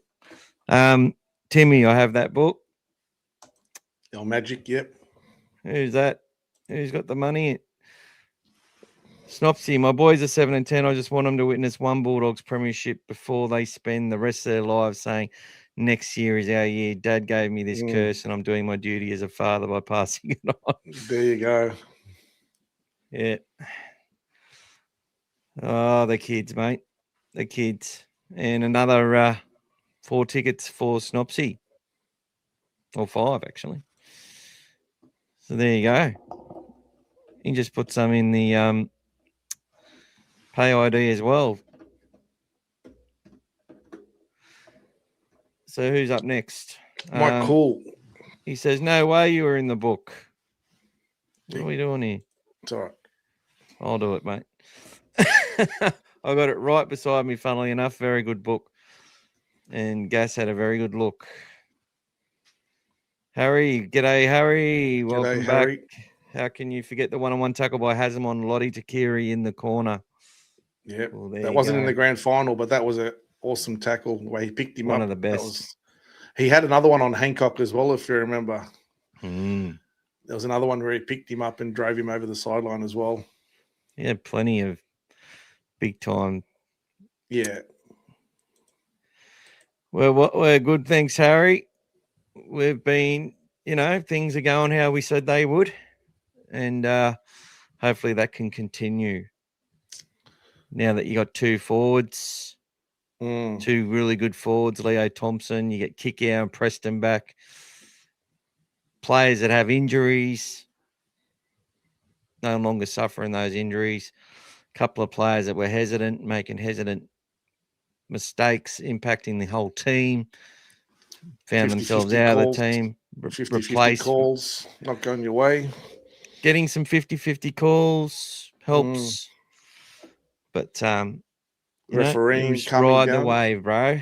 You ride the wave and, we choose to ride it in a very positive way. James says nowadays it's crowds and burnouts. And the police are just swamping us now. Last year and even earlier this year, guys, like last year, the cops ruined it because all the guys were doing these crazy burnouts. It just destroyed it. We had a good free run. It was great every game. We're going down there. And then people started doing some crazy stuff. And then there was more cops than us. In the end, we just said, forget about it. Timmy misses the Big League magazine. So do I, Timmy. He used to do the paper run just to buy it. Bulldog Mike says Gas looks like he used to frequent the cross a lot. Well, Johnny Ibrahim. That's your AI screwing up that photo. That's why. You reckon you're Johnny Ibrahim, mate? Thanks a lot. You know where he's frequents anyway. That's a surprise anyway. Dave, in the 80s, a whole bunch of bakeries used to bake blue and white bread during the grand final week. Loved it. Would get a colour post in a Torch newspaper. Bankstown Square would be covered. Yeah, I still love it. When I come up from Wagga. The best days, you grab the Torch, the Express, you grab everything and just read. You sit there and you take your time, everything, and then you just read every article, every story, everything. That was just awesome. Well, I used to love it. Imagine if someone was doing this. Ink. Imagine if someone was doing what we're doing back in the 80s. You'd have about 10,000 viewers, I reckon. Yeah. Like, we used to get, just anything you could. Yes. If there was one little snippet in the big league that just had the Bulldogs, like you'd read it 20 times. Yeah, everything was read cover to cover, irrespective. It was crazy. And then you get the books, and if there was nothing on the Bulldogs outside of the thing, you'd just be like, oh, this is a shit edition. Yep. And then you get the edition with the Bulldogs team poster in it, or a big one of Terry Lamb or whatever, and it just straight on the wall. Like thumbtack holes all through the fibro, through the plasterboard. Who cares? I kept all of the after the grand finals. I kept I posted them. If you go to my Don't Break Defense page, I posted all the ones from '95 last year for the 30 years. I kept them all. I've got the ones with Terry Lamb and the inside, the outside, the whole lot. So don't know how I didn't throw them out somehow, but I kept them all. So it was good. Unfortunately, a lot of things get thrown out by other people. Yes. who like throwing things out. We hoard the things we want to keep, just quietly. Yeah, the blue and white streamers everywhere. Yeah, it was just Posters. every shop in this, every place you went to, the whole area was just blue and white. The houses, the paintings, the decorations, it was just out of this world. I really hope you all get to see it soon. Mate, once you see, you can never forget crowds in the street. But yeah, it's awesome stuff. I used to tell my mum I was playing footy with my mates at the park and jumped the train to get Belmore to watch Robbo play. God, I love Jeff Robinson. Yeah. Rhett. Harry, I've tried to find that Hasm tackle on Lodi for years. Could never find it. What a moment. Yeah, there was the other cover tackle on Stephen Bell he did as well. That was probably one of the best cover tackles under the post. There. That one under the post where he got to him and then from the other side of the field and then turned him over. Yeah, that's one of his best ever. One of the best. Really hope when we win our next comp, praying it's this year, it'll be as big, if not bigger than 2004 celebration. I'll be partying for months, honestly. There's more members now. Trust me, the community's grown. So yes, there you go, Harry. Yeah, Harry's got it there. The Stephen Bell one. Maddie says, pay ID people. YouTube don't deserve a commission. Harry feels like it's 2014 all over again. G'day, Mario McKelly. Good evening. Hopefully it's more like 1995, Harry. All the way, guys, all the way. Go the mighty Bulldogs. 2014, but we win the GF. What amazing game that was. Dare to dream. Let's go. Yes. You had a pretty good seed on the weekend, Harry. It was across the other side of the field where Carraz scored pretty close to try line. Let's go. If we don't be the Bunnies in the grand final this year, we are winning it. If we're basing it off 2014 vibes. Look, if the Bunnies make it, we'll beat them. Yep. I'm telling you that right now. Team All Things Bulldogs, true fans. That's it, Andy. I'm still sleeping in my Bulldogs bed, Doona. My mum brought me, and I'm turning 52. Mate, you didn't look a day over 49, mate. You look younger than me. Timmy says, loving the shirt you're wearing, Gas. Well, I had to be inconspicuous to get in. I couldn't wear a jersey or anything because I had to be sneaky. Oh, Harry's got the video on his phone. Well, Harry, post it up, buddy. Post it up on Insta. Get it posted, bro. We'll share it around, give you lots of likes. Teddy, hey, guys, do you need a bodyguard like Mr. Ibrahim? I can be a Tongan Sam. Just need to grow my mullet out. That's it. Thanks, Teddy. Haven't aged at all, guys. Looking 21. Well, thanks, guys, mate. Let's get some bloody... We've been going for an hour and a half, and I don't even think we've shown the team list or anything, have we? Let's have a look. Haven't even played it. Here it is here. Let's get it going on the screen there, shall we? Where is it?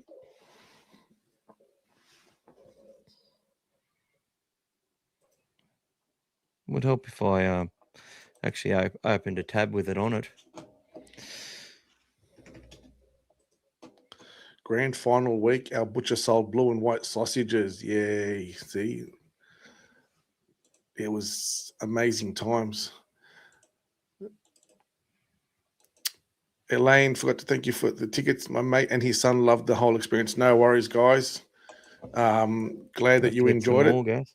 And once again, guys, I have already secured some tickets from the Bulldogs for the next game, which will be against the Rabbitohs. So we've got 2 tickets to give away for the Rabbitohs, and we'll do that in the week leading up to that game. Beautiful. Beauty. All right, let's go through it. Make ourselves smaller, which is a benefit for everyone. So the team list. So it's the same backline for us as it has been for since last week. But for Melbourne, Falongo, Tuimulatu Brown, now he looks pretty good, this guy. I reckon he's got a big future. Manoia, Watiri, Nick Meaney. Well, Howarth got injured during the week. That's why. So he got out injured during the week. So that's why he's been pulled out as well. Look, he's struggled, Howarth, but I tell you what, he's a good player. And Mm. if he puts it together for a week, this guy goes all right. Nick Meaney, Moses Leo looked like an absolute world beater at the start of the year. He's got immense ability with the ball. But in the game where Melbourne, where their sort of season started, where they got their pants pulled down in that first, he was the guy who I think he had like 3 or 4 errors in that match. But he went all right last week, Moses. Tyrone Wishart and Jerome Hughes are a very dangerous halves combination. And you take this Melbourne side, like the fullback, he's done his apprenticeship. It was always going to be tough for him week in, week out. But put it this way, if we're putting the ball and giving him 15 or 20 meters to run the ball back, that's when they get some, and their players are up for it and they're getting behind the ball and make some things happen. That's where we could come undone. So that's what we need to make sure that our forwards and the Melbourne pack, obviously Trent Tolau is a really good young player, but he is definitely, Harry Grant, obviously the number one hooker in the game. So they've lost a lot there. I'm not, it's nothing breaking saying that. Yeah, it's not going to sugarcoat that one.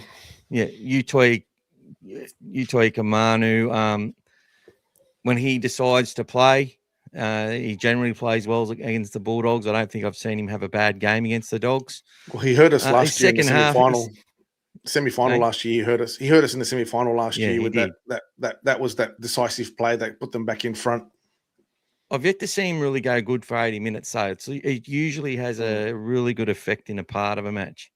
He's only averaging 53 minutes this year. So yeah, well, that's game time. Yeah, so he's not playing a bigger minute. He's played 60 a couple of times, but everything else he's been sort of around that 49 to 53 mark. Well, if he does that and does it well, like they're a good chance. And Josh King, obviously very experienced. They got the young fella there as well. Yeah, go on. They got the young fella Cooper Clark as well. Yeah. Well, he's a world beater. This guy. There's a lot of good raps on him, and just watching him play, he's definitely someone that. But look, when our guys kick out and Preston come up against these up and comers, they tend to win the battle, right? They tend to go after and beat them. The guy that Viliami's always struggled against is Halami Olakawatu. I felt that he's never won that battle fully. Jacob doesn't. I reckon Jacob just doesn't take a backward step against anyone.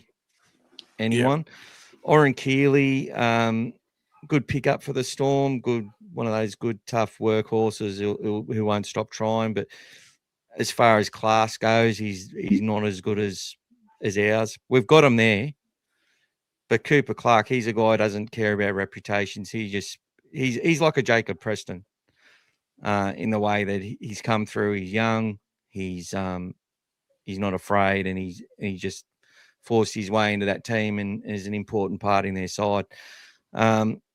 And obviously they're missing the big guy that got hurt playing for Tonga. So Trent Liero, who'd been a bit quiet but did pretty well, I felt, in Origin 2. Hayden Watson, the young fella coming through. Alec McDonald, who Jackie Underhill got his Undertaker name from that hit on him. And obviously Jack Hetherington, the only bloke to be sin-binned for attempting a shoulder charge and not actually making contact with a Bulldogs jersey on. That was on reputation. Was that Atkins who did put him in the bin that day? I think it was Grant Atkins. That was on reputation, so... Oh, you've attempted to do a shot. Yeah, but I didn't hit anyone. It didn't touch anyone. None of my body touched it. Sean Bloor,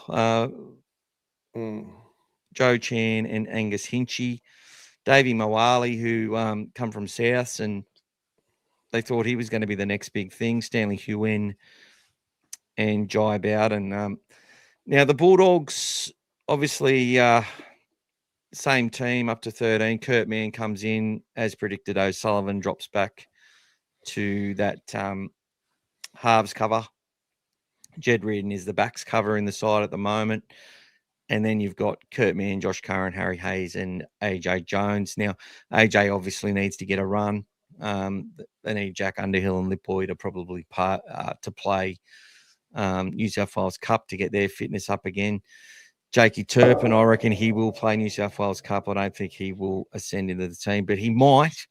We'll know at 4 o'clock when they start the Cup beforehand. We'll know what happens, yeah. We will know what happens. Potentially Turpin comes in.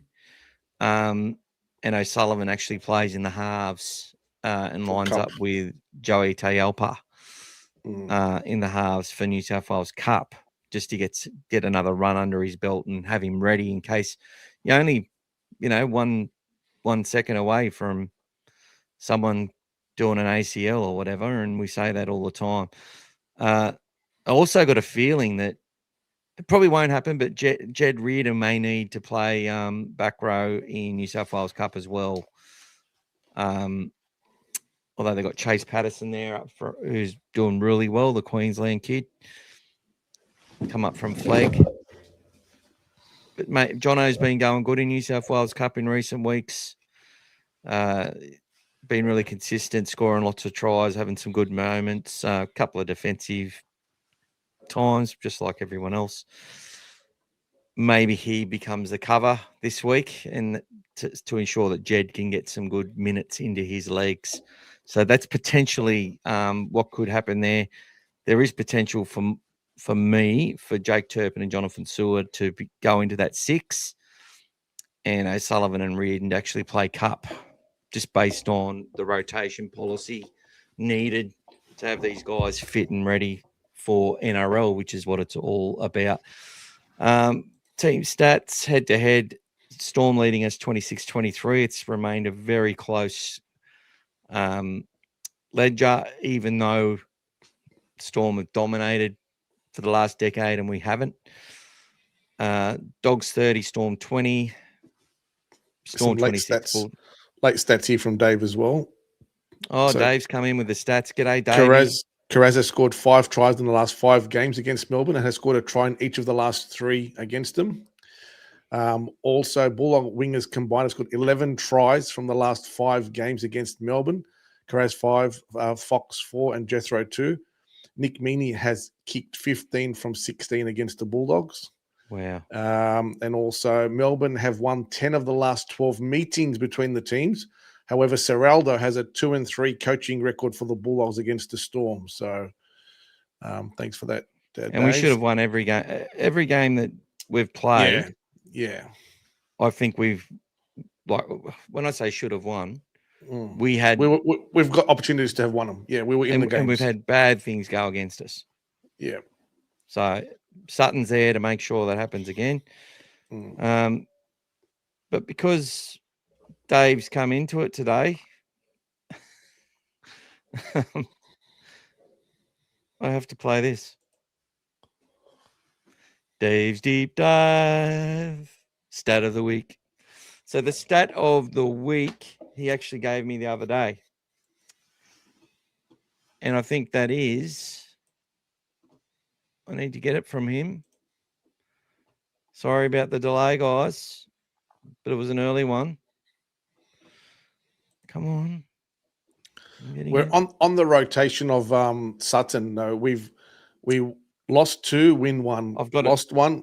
So we've lost 2 now to him, and it's due for the next one to be a win for us. So okay. On the rotation, we've had the 2 losses in the two losses. We had 2 wins, and now we should be ready for another win with Sutton guys. So.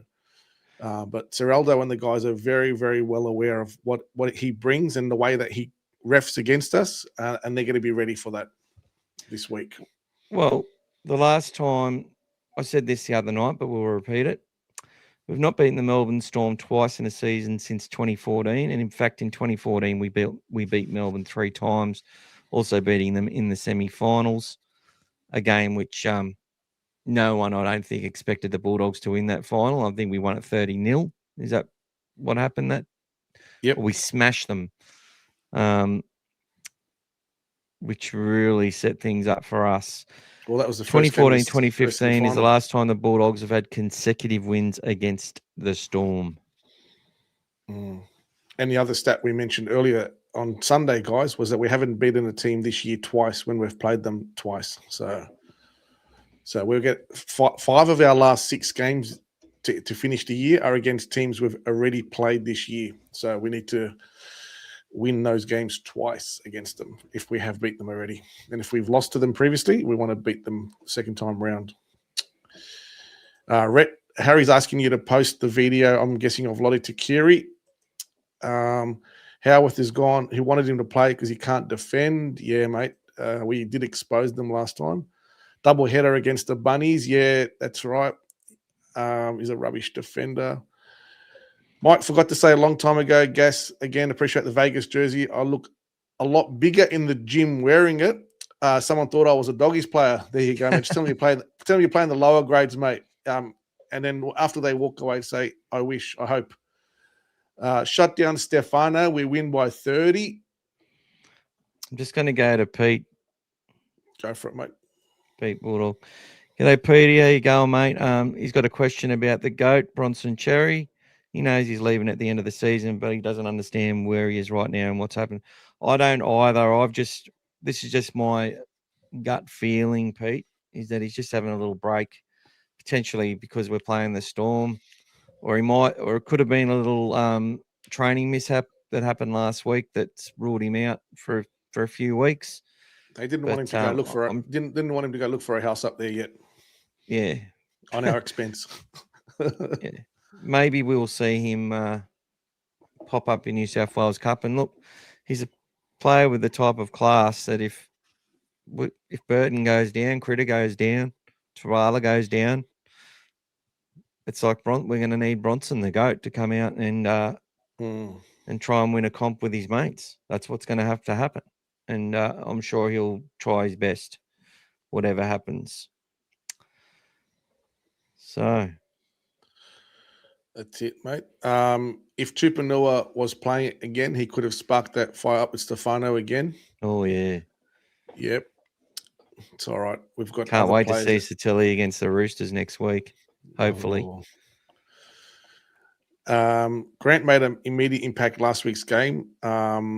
They disappeared after he went off. Yeah, wasn't ideal for him. Stefano carried the Storm last week and allowed Failongo to run amok. Yeah, we cancel that out this week. We should win comfortably, but no game in Melbourne is ever easy, guys.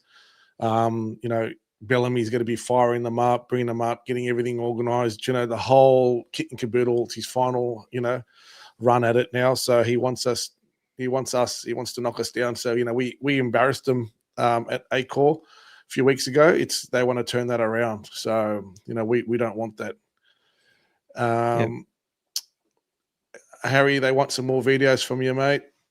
So good to see Man back. It's been huge for the boys, 100%. Has been busy with work and his son. I think a lot of good stuff, mate. Michael Demetria, welcome. I would rather have Michael. Man in the 13.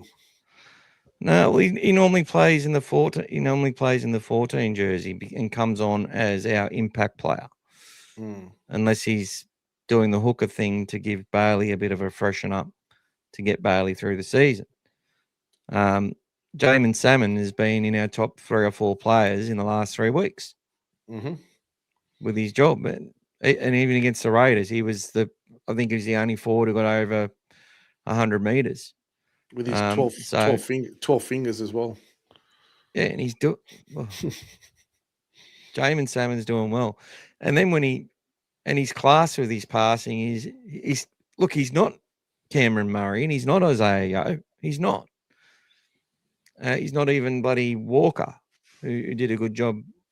Aaron Clark's been playing really well for the Warriors, but we shut him out. Yes. You know what I mean? Like Jamin Salmon's playing on the front foot and having a good time of it and still doing a heap of work in defence. And It's not a coincidence that the Warriors looked like they were out of form last week. The same as what people said about Penrith when they were red hot form playing us. It's the way that we play against them and the way that we defended them.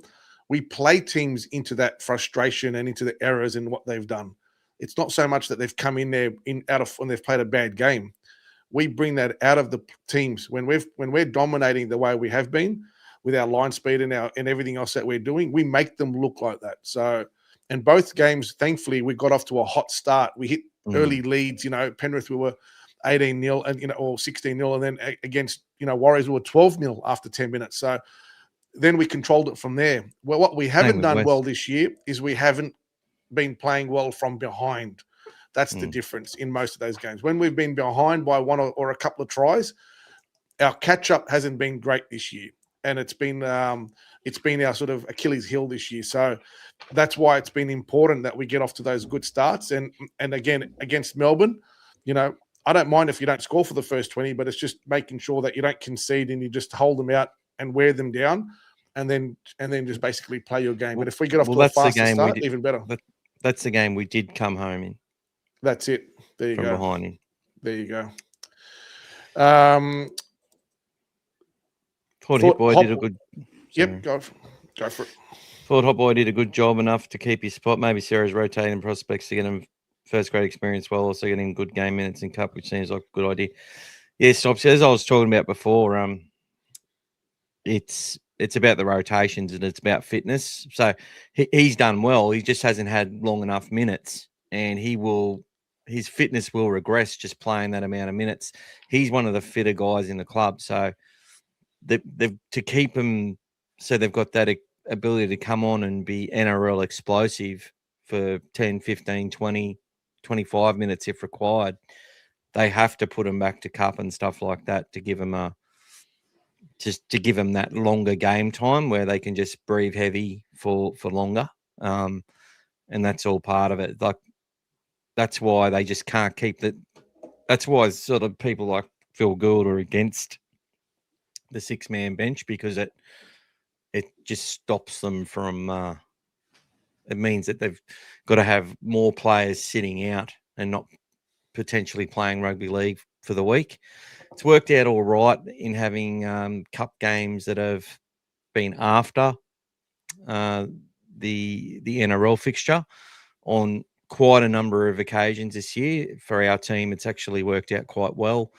But at the moment, it's the last few weeks, it sort of hasn't. We've had to sort of play on the same day or before or afterwards on the same day. So, yeah, it's all about that rotation stuff. Lorenzo, I remember the 80s grand final. We won that game the day I went to Belmore at the Leagues Club. I remember the blue and white cake in the 80s when we won the grand final. I think it's talking about the 80 grand final when we 1980 grand final. Break the drought after 38 years, yeah. The old Steve Guerin famous try from the Greg Brentle kick. Teddy said, I read somewhere that Jonathan Sewer Perth Bears deal fell through, hence them signing Jope Roke from our younger side. You guys hear anything similar? Just going to ask about it, but I thought it was done. And I thought both were going there. Alongside Josh Curran, Luke Smith, and Toby Sexton.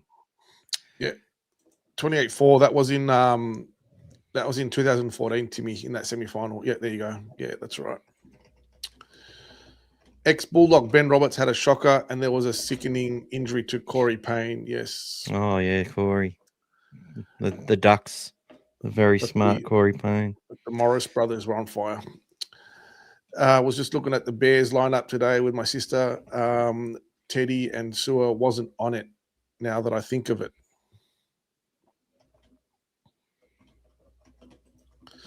Prediction for the Storm and Bulldogs, 18-14. I really don't want to let them score 14, but okay. 26-12. Right. However it happens, it'd be good just to get a 50-4 or something, you know. I think we've got on form. We could go down there and really pull their pants down. They struggle without Grant, but they've got Tyrone Wishart, they don't have Munster, but Tyrone Wishart is a very good player, and he's the one who scored the winning try against us in the semi after Toby kicked it out in the full, which I've said about 74 times. Joseph Rager. Oh, sorry. It's effing amazing that Harry is positive about the Bulldogs. Who would have thought? Well, he's come to the right place to be positive, Mike. That's it. Hey, Dogfather and Gas. I've been pleasantly impressed from afar how the All Things Bulldogs podcast has evolved. Quite amazing, frankly, the quality and content you guys have displayed already. I can only say I can see what the podcast will bring the whole CMB Canterbury Bankstown community. By the way, how is Jamin Salmon going? Reminds me of Paul Langmack. He's going great. Last 3 weeks, mate. Statistically, been over 100 metres. His passing in different areas of the game has been wonderful. But even against Melbourne, when he played in the second row, like he played, he was dishing balls out to Jethro. Like he was playing. He's been playing well most of pretty much the whole year. He's been playing well. So he's That's just the a thing. quiet achiever, just behind the scenes, and he always does his job. Yeah, you see those moments where he gets the ball and they're all they're offside and they're sitting on our edges. And he decides to run it up, and you hear the crowd booing because they wanted him to continue with the shift, and they're like, "Oh, he's hogging the ball on the fourth or whatever." But when he's got great vision. When there's a moment on, he doesn't hang on to that ball. He gets it out real quick, and he cut people out too to get it to who needs to get it. Like he did that. Just go through the highlights, you'll see. Yeah. And in that Storm game as well, they were quick shifts. Yeah. Quick shifts, yeah. He wasn't like, oh, I'm going to run with it and try and score and blah, blah, blah. He does that when it's a set move. He gets that try against the Dolphins to give us the early lead. That dummy tries he got against the Dragons 2 years in a row. Good player, mate. Very good player. And big thank you to you, Joseph. Joseph's also become a subscriber on Facebook, which he's talking through now on the Dogfather page. So much appreciated, mate. It all helps. It all helps.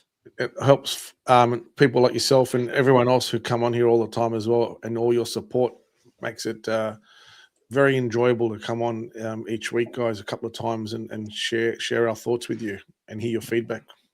Bulldog Mike, he loves a scrap. He loves a good old social media scrap. And he said, oh, that's right. His mates at the kennel have died in the arse, so he comes crawling. He's got his 6 tackles with Finch. They're still going, and they've come on and said hello a few times. His mate his brother Hilly's been coming on here a couple of times saying some things. So, look, when we're winning, it's positive. When we're losing, it's negative. That's how these guys view it, and it's very hard.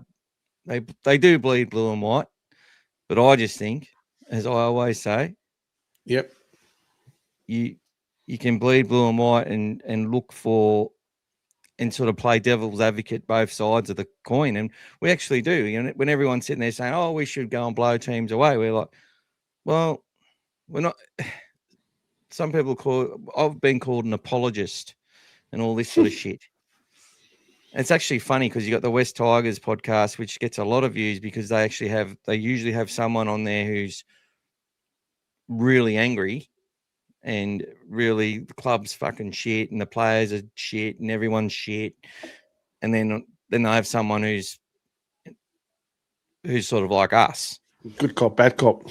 Yeah, and they go back and forth and they actually debate each other. And they actually I think they get average 3,000 or 4,000 views a show. So, but you tend to get more views when you're losing. If you're mirroring the narrative on the media there. So we don't do it for that. We do stuff which costs us views. Plus, I don't know if I'm the most attractive person to look at and listen to every day, but Gas, that's why we got Gas on the show. Johnny Ibrahim is quite a good looking man, and we thought Gas could definitely bring in a few of the other viewers. Must be that facial hair. Must be that facial hair, mate. Yeah. Just the way you rub the facial hair as well. It's like there's there's a tenderness, but a real masculinity about it. Clip that, bro. Someone was really offended because I said clip that after I said something. Oh. Oh, who's this fuckwit? You don't know what you're talking about. No, I probably don't. Maddie's saying we got this. Yes, we do, mate. We've got it. Don't make me run. I'm full of chalky. Yeah, look, like I was saying earlier, we've got the rotation going, wins and losses with Sutton. We've lost the last two. We're now due for a win. So based on the rotation, we haven't lost 3 in a row to him for a long time, guys. So for a few, not since 2023. So the rotation's working for us now, guys, hopefully in this week. Okay, so the week leading up to the Rabbitohs game, so on the Tuesday night, you don't have to submit any money or anything to win the tickets for the game. Just be in attendance on the night, and I will do a poll. And if you want to win the tickets, you put your name down, and those who put their name down, when we spin the wheel, the tickets are yours. So that's it. So, and if we can get some more tickets, I will. But so far, we've got 2 from the Bulldogs, and we'll be giving those away. So, Maddie Warren in 80, Lorenzo, how good were the 3 Turvey cover tackles? Oh, unbelievable! Yeah. Back when the 7 could sit behind the line and just chase down Eric Grove and how good were they? The chip and chase. I used to practice those chip and chases all my life growing up. The chip and chase by Turvey. We all did. I loved it. 24-6 for James. James, thank you, mate. Maybe we win 74-0. Let's go. Let's believe. Oh, mate, I'll be flying back on clouds on the way home if that's the case. Sun's going to get on the Bulldogs train. I'm predicting our biggest score this year, our first 50-point game. I love that prediction, Brian. Let's hope so, mate. Oh, yeah. I've got banner duties on my own this week, so it'll be very tiring, I hope. That's good. Dogs defense will be too good. Dogs 20, Storm 6, Presto for first try scorer. Thank you, Snopsy. We can't go into this game thinking we will win easily, and I can assure you that they will know that Melbourne are going to be there to ambush us. So that's we really hope the team goes to Melbourne knowing it's Melbourne, and they'll turn up no matter what. And look, guys, our guys are going to be pissed off and hungry over the feeling we had last year when we could have won that game, the one where Sexton kicked out, kicked it out on the full. And that game could have put us 1 game away from the grand final. So they will be thriving themselves and pushing themselves and hungry as ever to make amends for that themselves and give themselves a bigger game. We win that game, we play the grand final, guys. That, in my opinion, that's usually how it goes. You win that first game and make the prelim. You generally get the week off. And you make the Brisbane and Melbourne made the prelim first, got the week off, make the grand final. Yep. And look, I think Sharks probably would have made it harder for us than they did for Melbourne. But still, they've had this choker thing going on. But look, I think the Sharks are the team, are like the Parramatta that made 2022 grand final. I'm not saying they'll lose the same way, but their pathway through their seasons, the way that they went, where it was like making the finals, bowing out week 1, bowing out week 2, then making a couple of prelims for the first time, and then finally going a bit further. But then the fall from grace after that's been massive. I think Sharks are in a bit better position than the Eels as far as their juniors go and all that sort of stuff. And I think they've got a really good coach. And that I think they're the team that are going to be the hardest to beat outside of the Panthers. And obviously, if the Roosters play to their potential, they could be the other one. But I think and you got to keep Warriors in there because I just like their work ethic. If they get a home final and stuff, they're going to be hard to beat. But we'll see what happens. If we start how we started last week with that physicality, we have a chance to put a real score on them. We do. And by the way, the last time we scored 50 or more was against the Roosters in 2010 when we won 60 to 14. 14.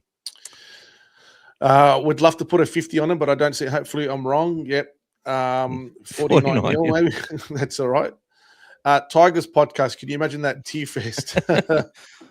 Well, it's like a tear fest. There you go, Just mate. tearing each other apart. It's someone's partner's giving you the good comment there, mate. You're an Adonis. There you go. Look, he's gone all red now. Look how shy he is. Oh my God. Is always positive, just a bit passionate, and can't hack mediocre performances. Come on, all right, buddy. We all can't hack them. We go into a dark room and swear and bang on the wall and everything. Then we come out and we just try to put a brave face on and just do what we have to do. They turn up, Mike, but there has been a few occasions Melbourne haven't. Hopefully this week they don't sort out our points differential. Yeah, let's hope that we can get some points, guys, and keep narrowing that down and get ourselves back to parity. Melbourne are like Manly. They can come out and put 50 on a team, or they can get 50 put on them. You don't know which team will run out until you get a few minutes into the game. Hopefully we do what we've been doing, defend well, play our game, and then burn the teams out that way. Harry did a ladder predictor and losing against the Roosters and Panthers, hypothetically. And although, Harry, you have to remember the Panthers probably might rest their players in that game to see where we stand. If we win the rest of the games and we finish 7th, obviously we need to rely on teams in the 8 to lose. We don't want to lose, obviously, but I just wanted to see with 2 losses where we stand. Yeah, look, and we looked at the last few years. I had a look the other day, 32, even 30 once, but 32 has been generally getting into the 8. And, you know, we've got the potential for 36. So 32 with our for and against at the moment is not ideal because there are teams around us that have got better for and against. There's a pathway to top 4, guys. There is a pathway. There is a pathway. There's 2 or 3 pathways to top 4. To the top 4 as well. So 36 potentially, and results going our way could happen as well. But that's a stretch. Agree. They're happy to dish out criticism, but don't want to acknowledge the good work when we do it. Johnston may be leading the try scoring record, but I scored 1,000 in my backyard, being Stephen Mortimer. There you go. Well, in my backyard, 3 laps of the backyard was the length of the field, and I actually had 2 apple trees, which I used to kick the goals through. There you go. In Wagga, having big backyards, yeah, but running into the fence to take the hit ups used to hurt a bit. Paying for it now, obviously. There you go. Would love to see the side crack 40. I think we're close, Tim. Yeah. I think it's going to happen a couple of times before the end of the year, mate. I think we're close. For and against doesn't matter for us. We just need to win. This game, especially, a win will be good. If we keep winning all our games, for and against is not an issue yet. G'day, Mike. Hey, champion. How you doing? Hope you're good, mate. Good to see you the other day. Plenty of tickets in the draw. Still have a chance to get the minor premiership if Penrith lose most of their games. I think they'd have to lose almost all of them, almost. Dragons can be the game we can fix our for and against, although they've been firing up a bit. They've been firing up lately. They'll have another win. They'll have another win, the Dragons. Don't you worry about that. Yeah. Is Dean Ritchie a Dragon supporter? Dean Ritchie, I don't know. Bulldog Ritchie. I don't think so. I reckon he's a Dragon supporter, and I don't think they've ever won the wooden spoon. They've never won the wooden spoon. No, this will be their first year. So I reckon he's wanting. Can you just a quick one? Can anyone imagine the narcissism of a journalist to sort of want to give advice on what fucking clubs and coaches should do and actually get them to follow them and stuff? Like, it's just ridiculous. Well, the way that it stands now, the Dragons have actually gone 8 points away from the next team now because of the Titans winning that game. So had they won against the Titans, it would have been 12 to 16. It would have been only 2 games. But by the Titans beating them, it's now left like a 4-game gap between. Yeah. And surprisingly, the team that dropped into second last now is the West Tigers. That's it. From I think second to second last. Yeah. West of the side, you could sort of see not winning another game. Oh, thank you, Harry. 3 tickets in the draw, bro. 3 well tickets done. we're going We off are tonight, blue mate. and white. We are fucking dynamite. Boom, shakalaka. There was a dude when we beat the Broncos in 2024 running through Caxton Street singing that with a collar around his neck. I think he got a fair bit of coverage on social media and stuff. Tigers for the spoon, says James. It's going to be hard playing teams with nothing to play for. They have nothing to lose. Look, that's always a challenge the back end of the year when you're playing those teams that 100%. have nothing and they're playing for their season the following year, their positions, their contracts. You know, November 1, there's a lot of they throw the ball around. It's helter skelter. So Tigers for the spoon, and mate, there's another message for you there, mate. Come on, mate. You can say it. You can say it. Where is it? It's on the screen. Roshak Wanam. Yeah, I think it's another fail. Michaela. Roshak Wanam. That's another fail. Roshak Wanam. Is that how I do it?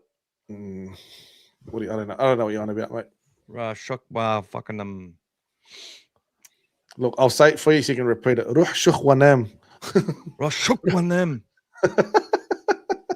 Forget the what. Rashakunam. Rashukanem. That's it. Rashukanem. Oh. Rashukanem, go to the toilet, my daughter. Is that what I tell her? Or is it something that you say to blokes? Go do a wee, mate. You're talking shit. Go do a wee. It's time for bed, mate. Go to bed, buddy. Go to bed. Go have a leak and off to bed. It's when your parents want to get rid of you and they're saying to you, okay, you know, your time's up. Go, piss, sleep. That's it. Time's up. You got school tomorrow. Just ordered a halal snack pack from DoorDash for everyone. There you go. They do a really big one here. It's like 2.5 kilo halal snack pack. Apparently, if you eat it all, you get it for free. All right, I've got to put Harry in the drawer. Dirty Harry. That's like Harry Hayes. That's Dirty Harry himself. So currently we've got 198 tickets in this draw, guys. Oh, 198. Nearly on 200. Come on, guys. Draw the jersey. Oof. Draw the jersey. Matty Warren's cracked the whip. Whoosh. Well, before I draw the jersey, I think I might just do a little promotion of our T-shirts, guys. There you go, guys. It's not a huge, like we're not doing a massive promotion of it because you can win tickets to that corporate box if you go buy a shirt from that Bulldogs fan. But we have our shirts here, so I need to show them on the stream. Look, Timmy's shouting kebabs for everyone, guys. So just send him a message to Timmy. He'll order it for you guys and just deliver it to your home. Is that right, Timmy? Is that what you're after? Careful what you wish for, Timmy. Sorry. I'll have my usual mixed with no onions. Get rid of that one.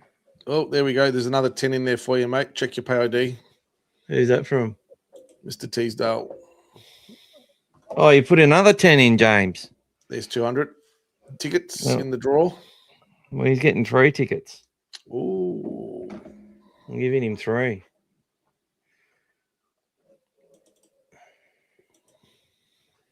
Oh, what the? That's not it there. Yeah. We did the dirty kebab the other day, guys. The celebration after the Bulldogs win against the Warriors. Me and Aki on the way home. I needed something for the 2.5-hour drive. Dropped off Aki and said, "See you later, mate."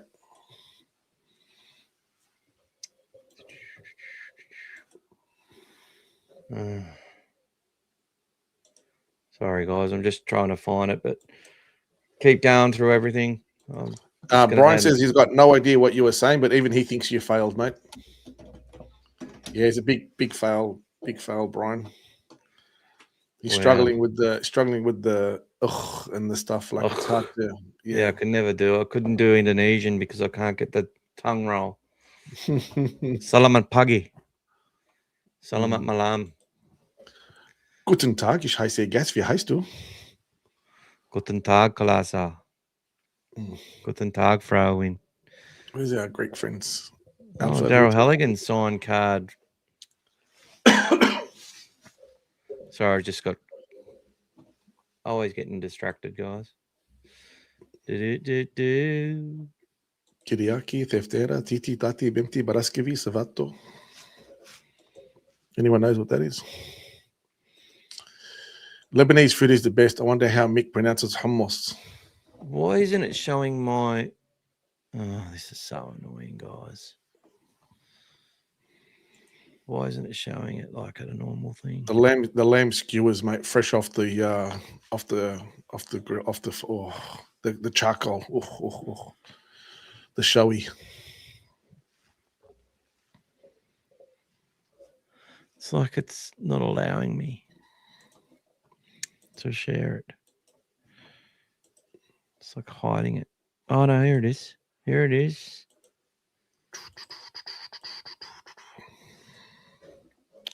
All right. Can we see that? Yep. Yes. Bloody good, eh? Wrong one. So, people, here you go. This is me Jack Underhill. But Brad, is that nice and Yep, big? you can see that. So we've got his 880. So on those sleeves, it's an 880 with Jack there. It's him looking in the mirror, the Undertaker looking back at him. Sort of trying to get rid of that sort of the square off the back, but really struggling with that. But yeah, that's the Underhill jersey on the back. It's just got the Bulldog, the new one. And there's the front.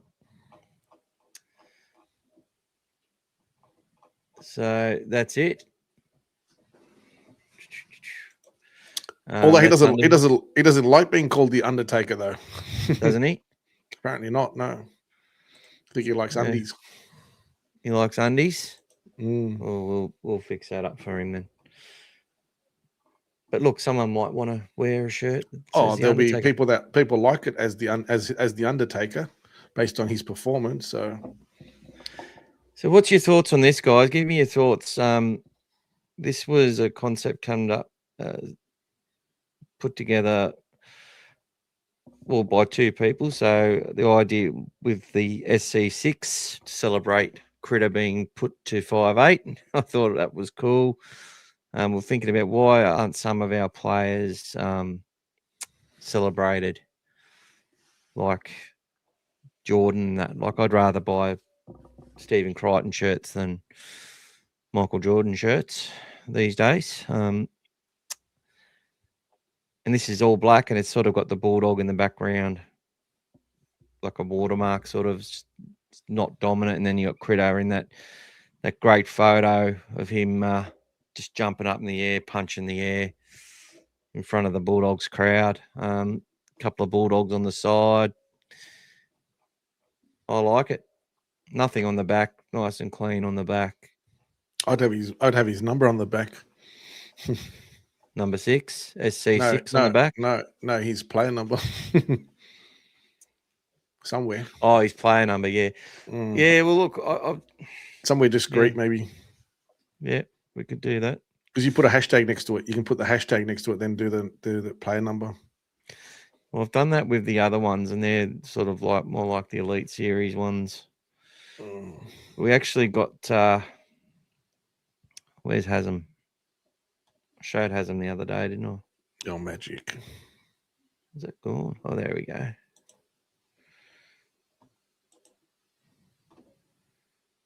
That's a different type of shirt. They sort of crinkle a bit, these ones. I'm not selling them real good, am I? But you keep it hung up.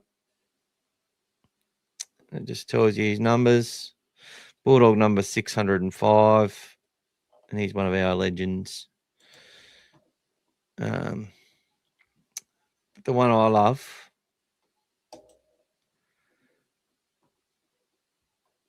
is the black version of this. So Tuli Tupanua, Bulldog 871, tough, relentless Bulldog. Elite defender, powerful ball carrier, workhorse in the pack, team first mentality, second row. Got the old Bulldog there because I was just like, oh, it's a bit of old Bulldog in him. He plays for this logo though. And then we've got the cartel. I like the cartel patch on the back, but people may not like that, you know. And there you go. Go and check it out, guys. A lot of good stuff there to pour over. And if there's anything that you want that's not there, let Michael know, and he can generate a concept for you to have a look That's at. right. That's what.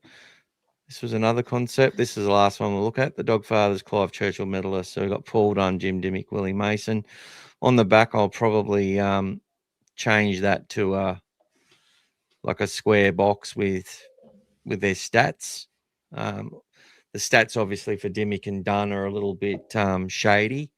But Dunn, they reckon he played 70 minutes in the 88 grand final, which I've watched heaps of times. Steve Folkes at the start ripping into Benny Elias with the uppercuts was awesome. Yeah, and I think he made over 35 tackles. Jim Dimmick was obviously had a massive game. Willie, I don't know how many minutes Willie played in that game, actually. It might have been only like 40 or 35 or something. But it's got their logos there that they played under. So there you go. I think we're getting close to doing the draw. Just a quick stat the NRL physio has done, just to give you some context. He's had a look at the last 3 years for every NRL team and had a look at the calf and hamstring injuries. To give you an example, the team that's had the least is the Raiders. So in 2024, they had 10. 2025, so this is games missed. How many games you've missed to a calf or hamstring? 10 games, 1 game in 25, and this year 14 games, so a total of 25. Just to give you context, the team who's coming first is the Rabbitohs. They've missed 148 games over the last 3 years to calf and hamstring injuries. The Bulldogs are third with 82. So this year we've missed 33. Last year we missed 32, and we missed 17 in 2024. So we're second. So we're third behind Rabbitohs and Dragons. So Rabbitohs are miles 148. Next is 106 to the Dragons, and then the Bulldogs 82. The Storm are behind us on 79, and then it just comes down from there. Knights, Warriors, Cowboys, Panthers. But shows you the difference. Like you know, a lot of something's happening at the Rabbitohs, for example, why they're having so many you know, soft tissue injuries. It's a huge anomaly. You can see, but for us this year, we've lost another 33 games this year, which for the year, if you look at it this year, we're fourth. So Rabbitohs 57 for this year, 38 to the Warriors. Well, actually, we're third. So 33, we're the third team. So wow. not ideal again. So third overall and third for this year. So clip that. That's good. Yep.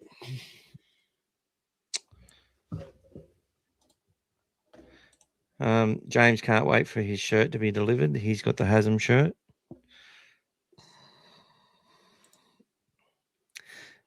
Well, Andy, actually, look, I'm going to show that for you, Andy.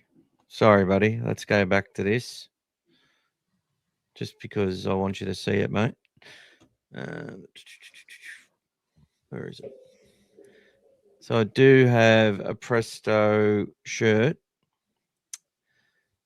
I got his. It's on actually on the hoodie.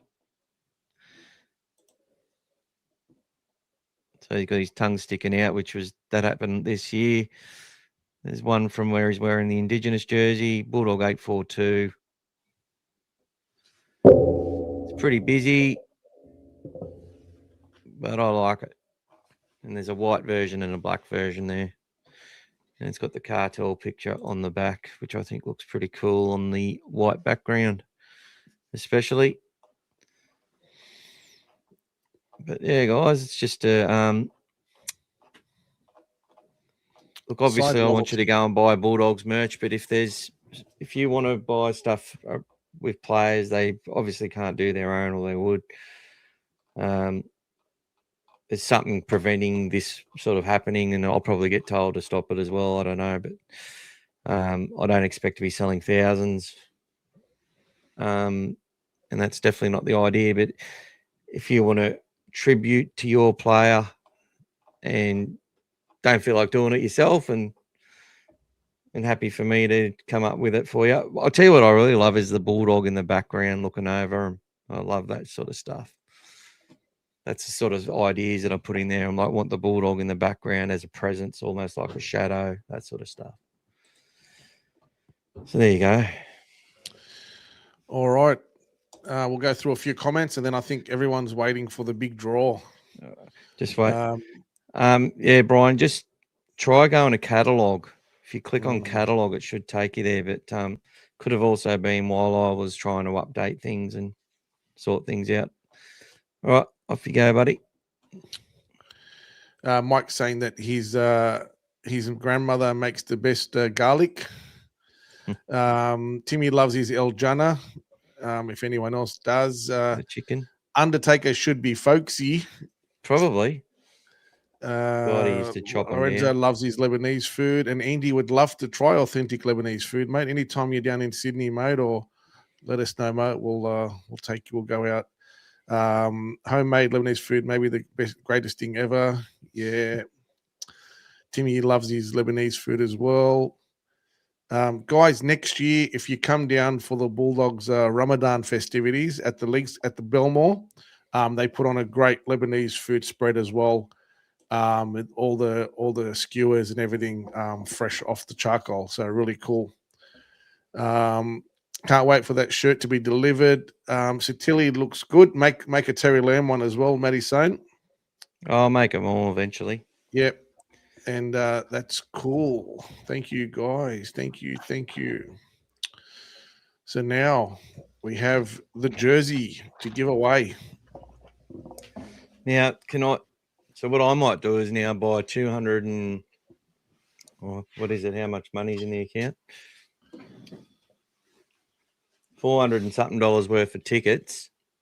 There we go, guys. With all your money you spent to see if I can win it. There we go, guys. There's your jersey. There's player 880. We were just talking about player 880 there. See? 863.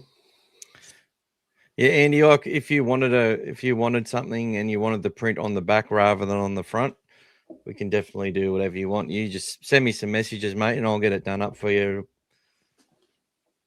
I'll just do it with like a $2 to $4 profit. You got to make sure that you can cover the exchange rates and stuff. But there's the jersey, guys. It's all about the jersey now. We're going to go draw it. Pretty excited. Big thank you to everyone. Big thank you to Dave, who has done all the updated videos. Provides me entertainment every single day, nearly, just with the stuff he sends me. And everyone who's paid for this jersey by putting way more money than you could have gone and bought your own potentially a few times over with some of the contributions that are being made. So big thank you. We're going to send 10% of all profits to Jai Arrow. So yeah, we could, and one of the donations, so every part of it from Scaries from Sunday, I think there was like $28 or something. That's going to go on top of that as well. So thank you, guys. Big thank you to everyone who has supported our channel and continues to do so. But the time has come. We have 201 tickets in this draw. It's ticking along nicely now. And we're about to spin it. Let's go. Who will win a fully signed 2026 jersey?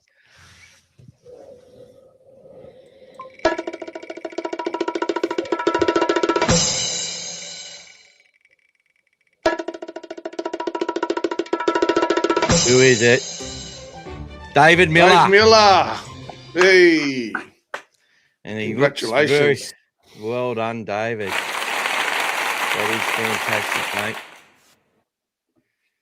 So I don't know where you're located, Dave, but we will get that out to you once we get the critter signature on it for you.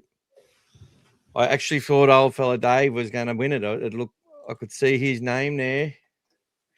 And the way that I entered them onto the board, guys, was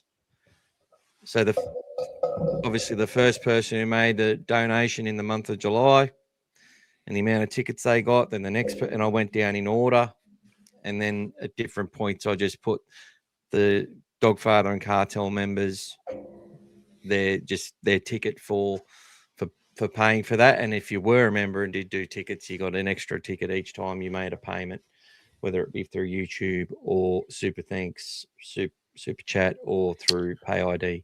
Well done, Dave. Well done, Dave. You have won. So a lot of you put in a heap of money into that. It's we'll get 10% of the profits, and get that out to July as well. And I'll let you know how much it totals up to. There we go. Dave is on as well. Dave is on. He's on. Let us know where you are, Dave, if you're in Sydney or wherever you're at, mate. And we'll once I've got the last signature for you, I'll organise to have that brought over to you, mate. Or we can catch up at a game, whatever works. So, David, that phone number that you did the Pay ID to, you can send me a text message, mate. And we can chat on the text message on the phone as well. Okay. And we'll get that sorted for you, buddy. Yep. And all the congratulations from all the faithful. Thank you, guys. Congratulating Dave. Well done, guys. Thank you all for your support. And big thank you to Dave, to D. He paid for all those jerseys, mate. And big thank you to Gas, who's gone out and got all the signatures on that one as well. He loves going to the club, so any way he can get close to the players is good for him. But he loves it. And g'day to you, Shoey. You had a heap of tickets in the draw, mate. I thought you were going to win for sure, but just trying to see who was next, who was close. Actually, we can do a second prize draw while you've still got the thing up there. Yep. I've got a Bulldog flag. To give away. Signed by a player of your choice. Signed by a player of your choice. It's got no signature yet, but it's a new Bulldog flag that it's one of the previous ones, but it's a brand new one. So it's a Bulldog flag. So did anyone leave theirs behind on the weekend? No. So these were given out by the Bulldogs on the weekend, but I'm happy to give that away. So we've got all those entries. If you want to run that again, spin it again. Right, everyone except Dave can win it. Okay, how's that? Is that fair, guys? And then if you nominate the player of your choice, I'll get that signed for you as well. So leave Dave in there. If he comes up, we can just do a rerun. Beautiful. Let's go for the flag.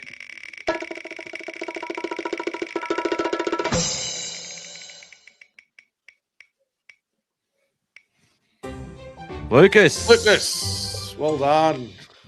Well done. Lucas has got a flag. So there you go. Great flag to take out to the games and stuff and wave around and everything. And I'll get it. So Lucas, let us know who your player of choice is. I guess there's a couple of scarves there too that I bought the other day, wasn't there? Yeah, there is, mate. Yeah. If you want to do some of those a scarf as well. Let's do a third prize while we're at it. So have you got that there handy, or is it in the car? Yeah. That's you. Show it on.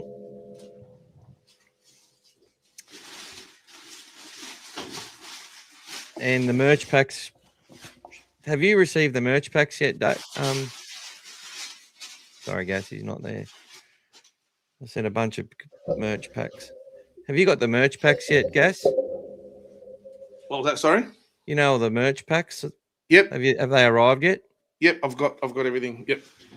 Oh, the stuff that I sent from. Yep. It's all right. It's some of it's at the other location, but I haven't picked it up yet. But it's there. Oh, okay. Cool. So there's a beautiful Bulldog scarf. We're going to auction that off now. Well, we're not auctioning it. We're just going to give it away. We're feeling good. Yeah, no worries. Message that, and I'll organise to meet you at the game, Dave. No worries. Just give me a chance to get that, mate. And here we go again.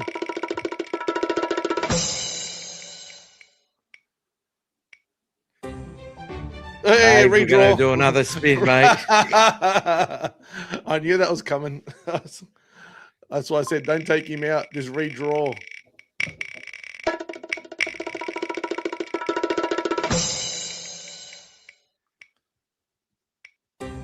Matty Warren's won the scarf. Warren. Hey. There you go, Matty. Hey. Beautiful. I think Matty's up here in Queensland. Mate, we've got a little towel here as well. Little Bulldog towel from the new logo. Given away as well. Oh, have we? Did you pay for that? Yeah, no, it's all good. There we go. You Little Bulldog towel. Yeah, it's ready to go. Let's hit it again, mate. Come on, guys. You guys have been very generous. Let's go.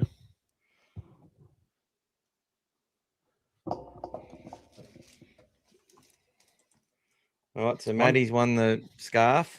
One team, one dream, guys. Happy to look after you guys. No worries. Who have we got? For the towel. And Tony's won a towel. There you go. There you go. All right, guys. There we go. Beautiful. Got to keep some stuff for him to give away next week, guys. So I think we'll leave it there. That was a big one, guys. I thought we can help you guys out with whatever we've got. So everyone's happy. All good. Well done. Oh, Tony, do you want Gas to get it signed or what?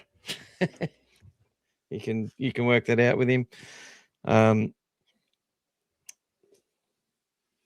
Tony lives pretty close to the Bulldogs Belmore store, Gas. So you might even be able to leave it there for him to pick up or something like that. Look, there he goes. He's going to wipe his sweat with it. There you go. Yeah, when we're in the grand final, you'll need it. You'll need it.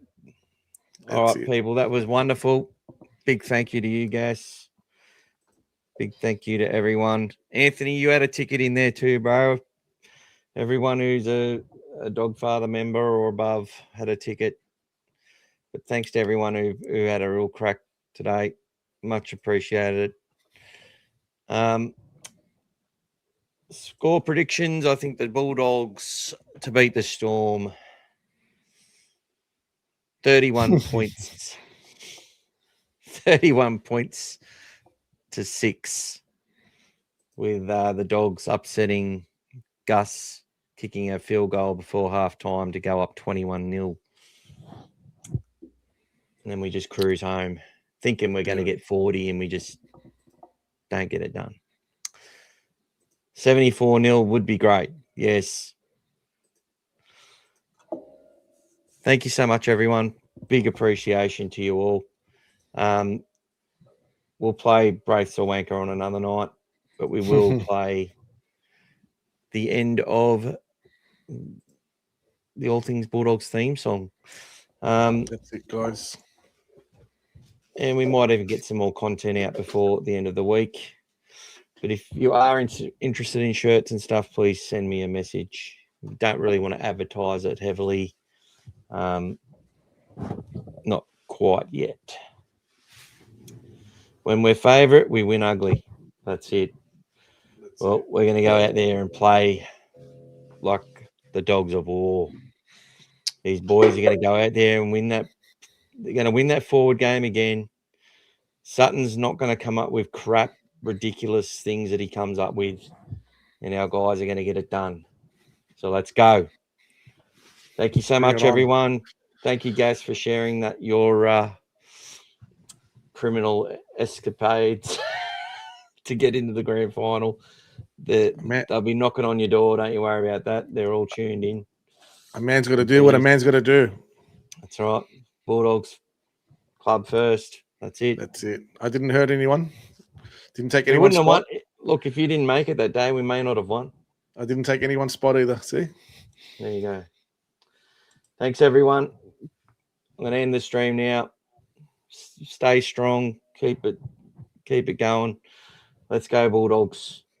And Thanks, guys. We'll keep putting your chats in for the next few minutes and we'll show them up on the screen. Let's go. Go the Dogs.